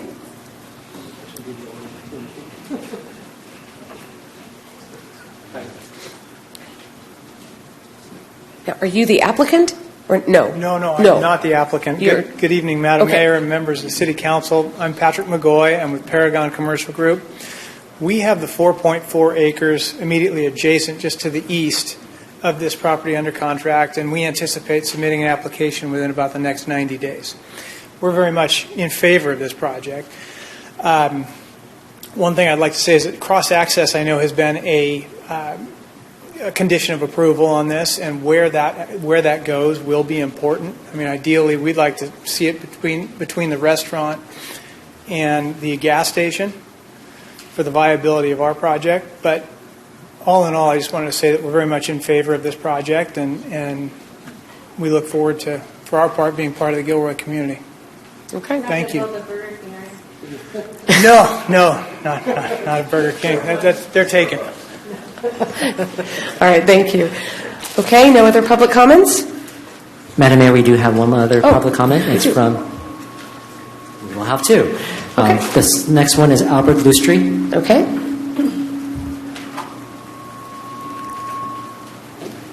Good evening again, my name is Albert Lucer with the Northern California Carpenters Union Local 405. Mayor, like you said, Burger King was your first job. That was my first job in Leslie. I was a drive-through guy too, and that's what came in. I went to the outlets. I probably worked at Gilroy outlets for about maybe 20 years. So been around in Gilroy. After that, I started the union, which gave me my career. And the reason why I'm speaking about this project today is because it's a great project, but it'd be better if we have actually a responsible general contractor that decides to pay a livable wage, local hire, apprenticeship, and healthcare. That's what we need in the city of Gilroy. And I know it's at the beginning, but we need that for our local residents. Thank you for your time. Thank you. Okay, and Susan Mister. Go for it. All I can say is this is fabulous with the hotels coming in. We're going to need it with the Sharks skating rink, which we're going to hear about in just a little bit from Jimmy. I mean, if that's talking, 18 months to 24 months, build fast. That's all I can say. I hate that area for traffic. On Friday night, it's bad now. But, what are you going to do? The nice thing about economic development, they come in for the weekend and leave, spend their money and leave. I'm all for this. Thank you. All right, thank you. Any other public comments? No other, Madam Mayor. Okay, then closing the hearing at 9:11. And looking for I have a quick yes. quick discussion with you guys. Craig, if you could come back up for a second. So on packet page 395, there's one of the conditions, condition number 66. And all I'm trying to ask is just like the language of that with number 18 to be similar. And I'll tell you where they're different. So on number 66 under bicycle parking, it says short-term bike parking provide permanently anchored bicycle racks within 200 feet of the visitor's entrance. The reason why I'm bringing the permanent thing up is that, right, we don't want to sink bike racks into concrete in case we have to move them or anything. They're usually surface mounted now. They're not permanently in concrete, and that's flexibility for the developer in case they feel like they need to move the racks, or they damage one and they want to put one back in. So that language change. And the reason why I'm saying that too is that on number 18, it actually goes even further. It says that the bike rack should actually be located near the building entrance within constant visual contact. And then it mentions the inverted U rack, which is our city standard. So they're different. And I just want to know if that's maybe an oversight or it's something that I can actually formally introduce to try to change as a condition. It can certainly be introduced to if you want to clarify that staff's completely open to that. I figured you guys were. I mean, there's 178 conditions. So we have building, planning, and engineering all writing conditions regarding that, so we do need to try to sync those up. So if we're off base on something, certainly we can. I could tell. And on one of them it says that the rack shall be approved by the community development director, and then when it goes to Public Works and their review team, it says actually you need to come talk to the traffic engineer. Fortunately, we get along really well. Okay, that's all I have. I'd be happy to make a motion and introduce that language change, and if anybody has any questions on why, please let me know so I can clarify. Yeah, go for it. I would only ask, does the applicant need to give an opinion on that? Do they care? Are we fine with that? Because it's a condition, and probably fine? You're right. Yeah, the applicant's nodding that he's not concerned with it, and generally with something at we do work out at building permit Very stage. good. Very good. Okay. I'll second that motion when he's... Trying to get my thing to refresh here. There we go. Well, we need to start out with the first motion on the mitigated net deck. Okay. Oh my God. To the change that Councilmember Hill wants. Okay. So then let's first go to motion number 1, which is to adopt a resolution mitigated negative declaration prepared for the Gilroy Square project based on the independent analysis of the City Council and in accordance with CEQA. So do we have a motion for that? Okay, made by Councilmember Tovar. Second. Seconded by Councilmember Armendariz, and this is a roll call vote. Councilmember Armendariz? Yes. Councilmember Bracco? Yes. Councilmember Klein? Yes. Councilmember Hilton? Aye. Councilmember Marks? Yes. Councilmember Tovar? Yes. And Mayor Blankley. Yes. Okay, and then the second one is the motion to read an ordinance by title only and waive further reading, which also doesn't affect, right, what we're talking about? So moved. Okay. Okay, moved by Councilmember Tovar. Second. Seconded by Councilmember Marks. Roll call. Councilmember Armendariz? Yes. Councilmember Bracco? Yes. Councilmember Klein? Yes. Councilmember Hilton? Aye. Councilmember Marks? Yes.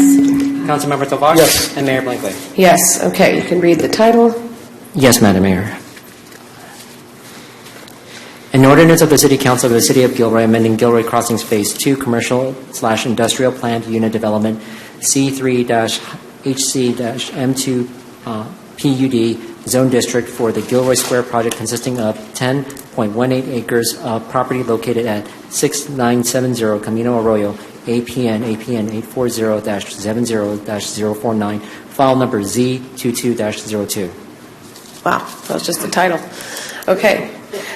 Okay, so that passed, obviously unanimously. So now item 3, does this come under 3, 4, or 5? Councilmember Hilton, I believe mine would be under the Arkansas, is that correct? Okay, so that'd be under 5. Okay, so let's continue then. Item 3, we need a motion to introduce an ordinance of the City Council approving planned unit. Okay, who made the motion? Councilmember Klein, seconded by Councilmember Tovar. Roll call vote. Councilmember Armendariz? Yes. Councilmember Bracco? Yes. Councilmember Klein? Yes. Hilton? Aye. Councilmember Marks? Yes. Councilmember Tovar? And Mayor Blankley. Yes, passed unanimously. Okay, now a motion to adopt a resolution approving tentative map. 2102. Moved by Councilmember Tovar, seconded by Councilmember Klein. Councilmember Armendariz? Yes. Councilmember Bracco? Yes. Councilmember Klein? Yes. Councilmember Hilton? Aye. Councilmember Marks? Yes. Councilmember Tovar? And Mayor Blankley. Yes, also unanimous. Okay, 5, motion to adopt a resolution for Arc and Site Review, AS 2113, for Plan Unit Development, subject to... Yeah, so moved, subject to condition number 66, and that would, the language would read, provide surface-mounted bicycle racks located near the building entrance, i.e. within constant visual range, for 5% of new visitor parking spaces added, with a minimum of 1 2-bike capacity inverted U-rack.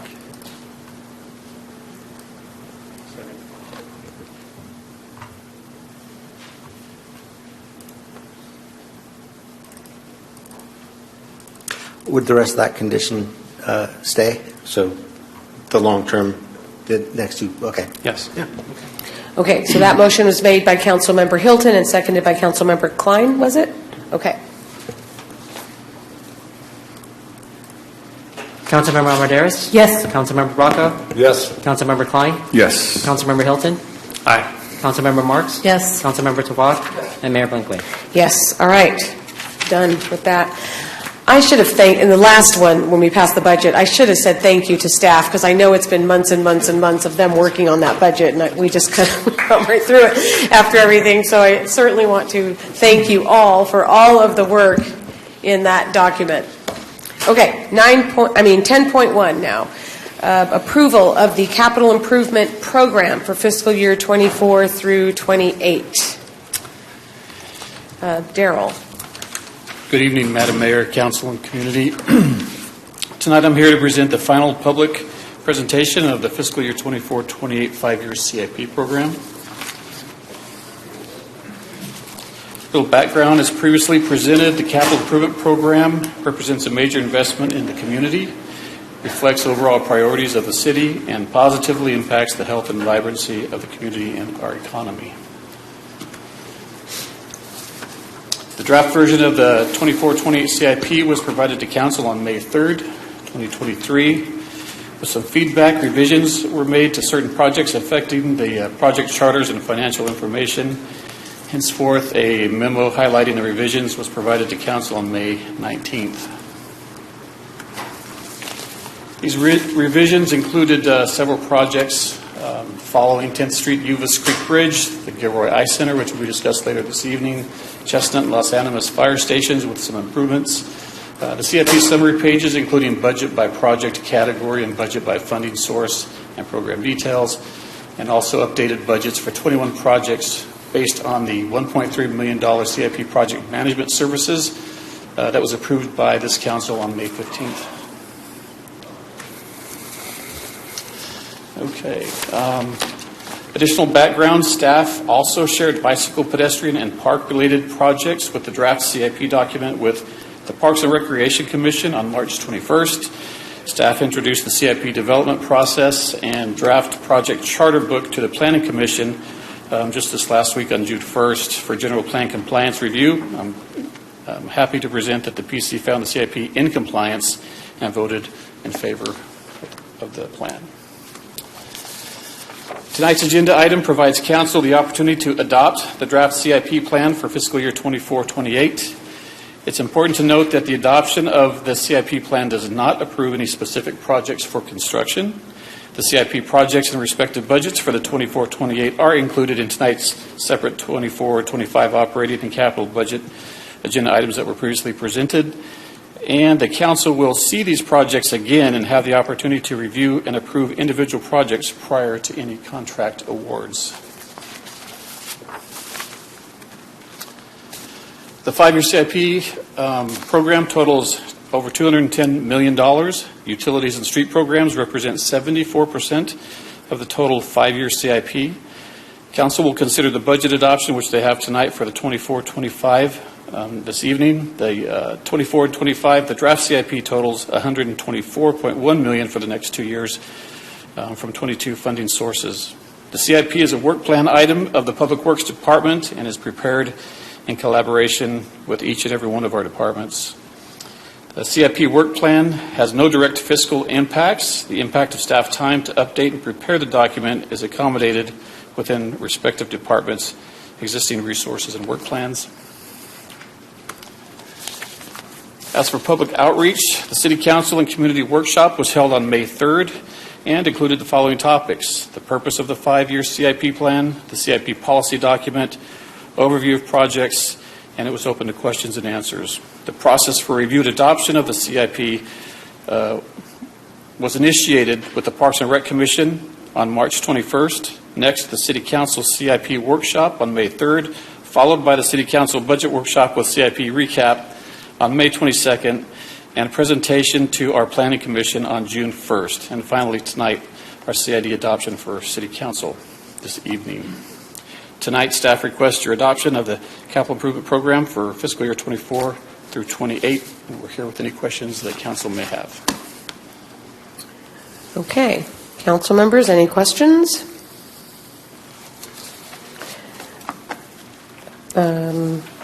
Public comment, anything? No speaker cards, Madam Mayor. Okay, closing public comment. This is a digital vote if anybody wants to make a motion. Okay, moved by Councilmember Bracco and seconded by Councilmember Armendariz to approve the capital improvement budget for 24 through 28.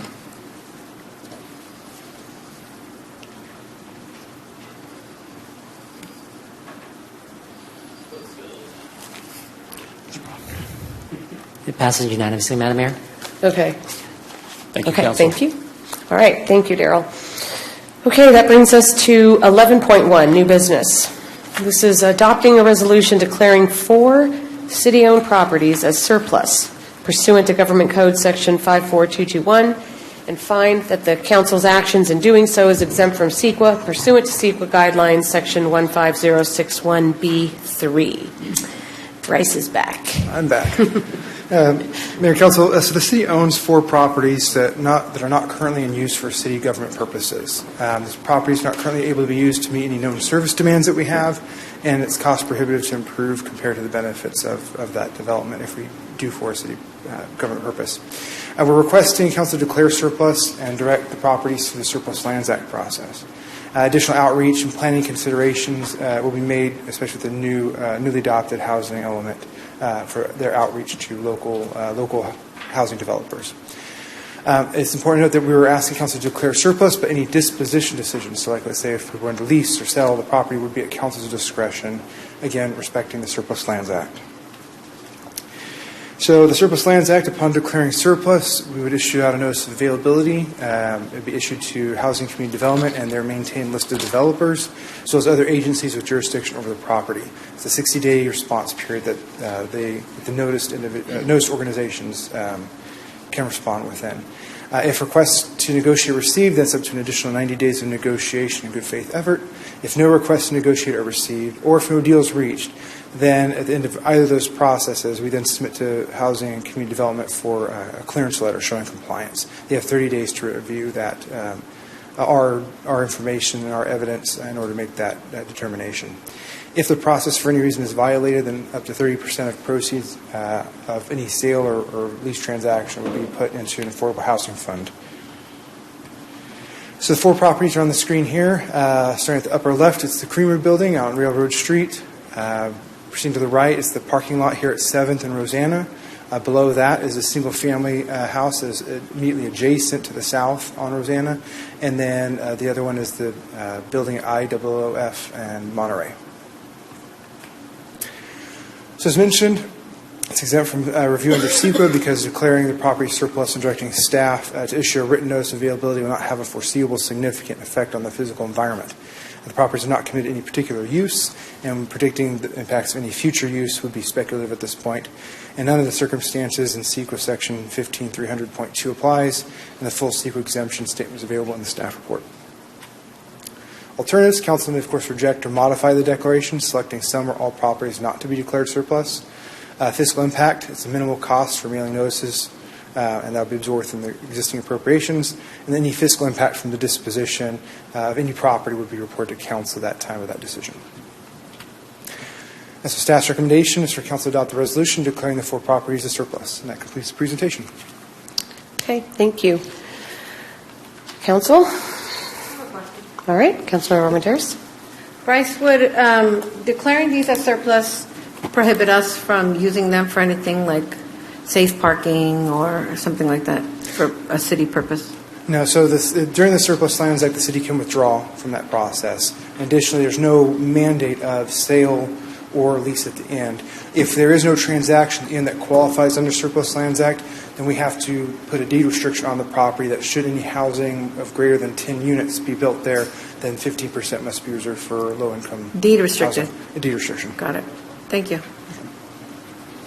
These are also pretty small properties. I mean, all of them are small. Correct. So, okay, just FYI. I'm familiar with them. Oh, yeah, they're pretty small. Okay, any other questions? Okay, then public comment. It actually doesn't say that, but shouldn't we have public comment on this? Yes, Madam Mayor. Okay. Do we have any? We don't have no speaker cards. Okay, closing public comment. So, need a motion. Okay, moved by Councilmember Tovar. Second. Seconded by Councilmember Armenteros, and this is a roll call vote. Councilmember Armenteros? Yes. Councilmember Brock? Yes. Councilmember Klein? Yes. Councilmember Hilton? Aye. Councilmember Marks? Yes. Councilmember Tovar? Yes. And Mayor Blankley? Yes. All right, that passes unanimously. Item 12, City Administrator's Reports. Jimmy, Community Development Department and Public Works Engineering Division temporary closure and Shark Size update. Thank you, Madam Mayor. Just a real quick update concerning the online permitting system implementation. This is the very last piece of the ERP and land management system. And so this system will be installed June 12th through 16th. And so all permitting functions for the city will stop during that period of time. We have done extensive outreach and letting people know that if they come to the counter or to City Hall to try to get a permit, they will not be able to get one. I know there will be some upset individuals who show up and aren't able to do so, but the end result is we will have a modern system that can be done completely online. They'll no longer have to come in place in the building and apply for building, planning, or fire permits, and they can track the progress of their application online, and then they can schedule and track inspections online as well. So it's going to be an inconvenience for a week. I give it the equivalent of tearing up your street and then repaving it. People don't like that when their streets are torn up, but we all like smooth pavement. And so we will be closed for a week, and so we apologize in advance, but it's just something we have to do. So, June 12th through June 16th. building, planning, engineering, encroachment, and fire permits. Does it affect licensing at all? No. No. Okay. The second update is the Sharks Ice update. I did want to give council some information about where we're at. I know it's been awfully quiet, but that doesn't mean that nothing's going on. So at this point, the city has hired a project manager who is in the process of negotiating a contract with an architect. These are items that are not dependent on the Sharks. These are items that are dependent on the city, so we as the city are trying to do all the things we can before we get the final design and we go out for bidding construction of the ice arena. So the project manager who works for the city will develop the architectural kind of parameters so we can get an idea of how much this will cost, how much the bond issuance will be, and then have a more definitive date on when we come back to council to get the bond approved. Within the next couple of council meetings, you will have to approve the architectural design. The city retains all of those renderings, all of that information. So again, we drive that process. The second part that, as you may be well aware, we are absolutely petrified and terrified of PG&E, and that we could have a brand new, beautiful facility that doesn't have electricity. So we are looking at methods and infrastructure improvements that we can do now that will give us a better opportunity to alleviate that fear, because that fear is real, and there's just not much we can do about it. So we have a lot coming from the Sharks. We will also be finalizing the actual agreement for operation and of the facility, but we are on our way. We are now spending money on this project, and so that's when you know you're serious, is when you actually start spending your own money. And so we do anticipate that at the end of this year we have an opportunity to begin construction, which is an 18 to 24 month process.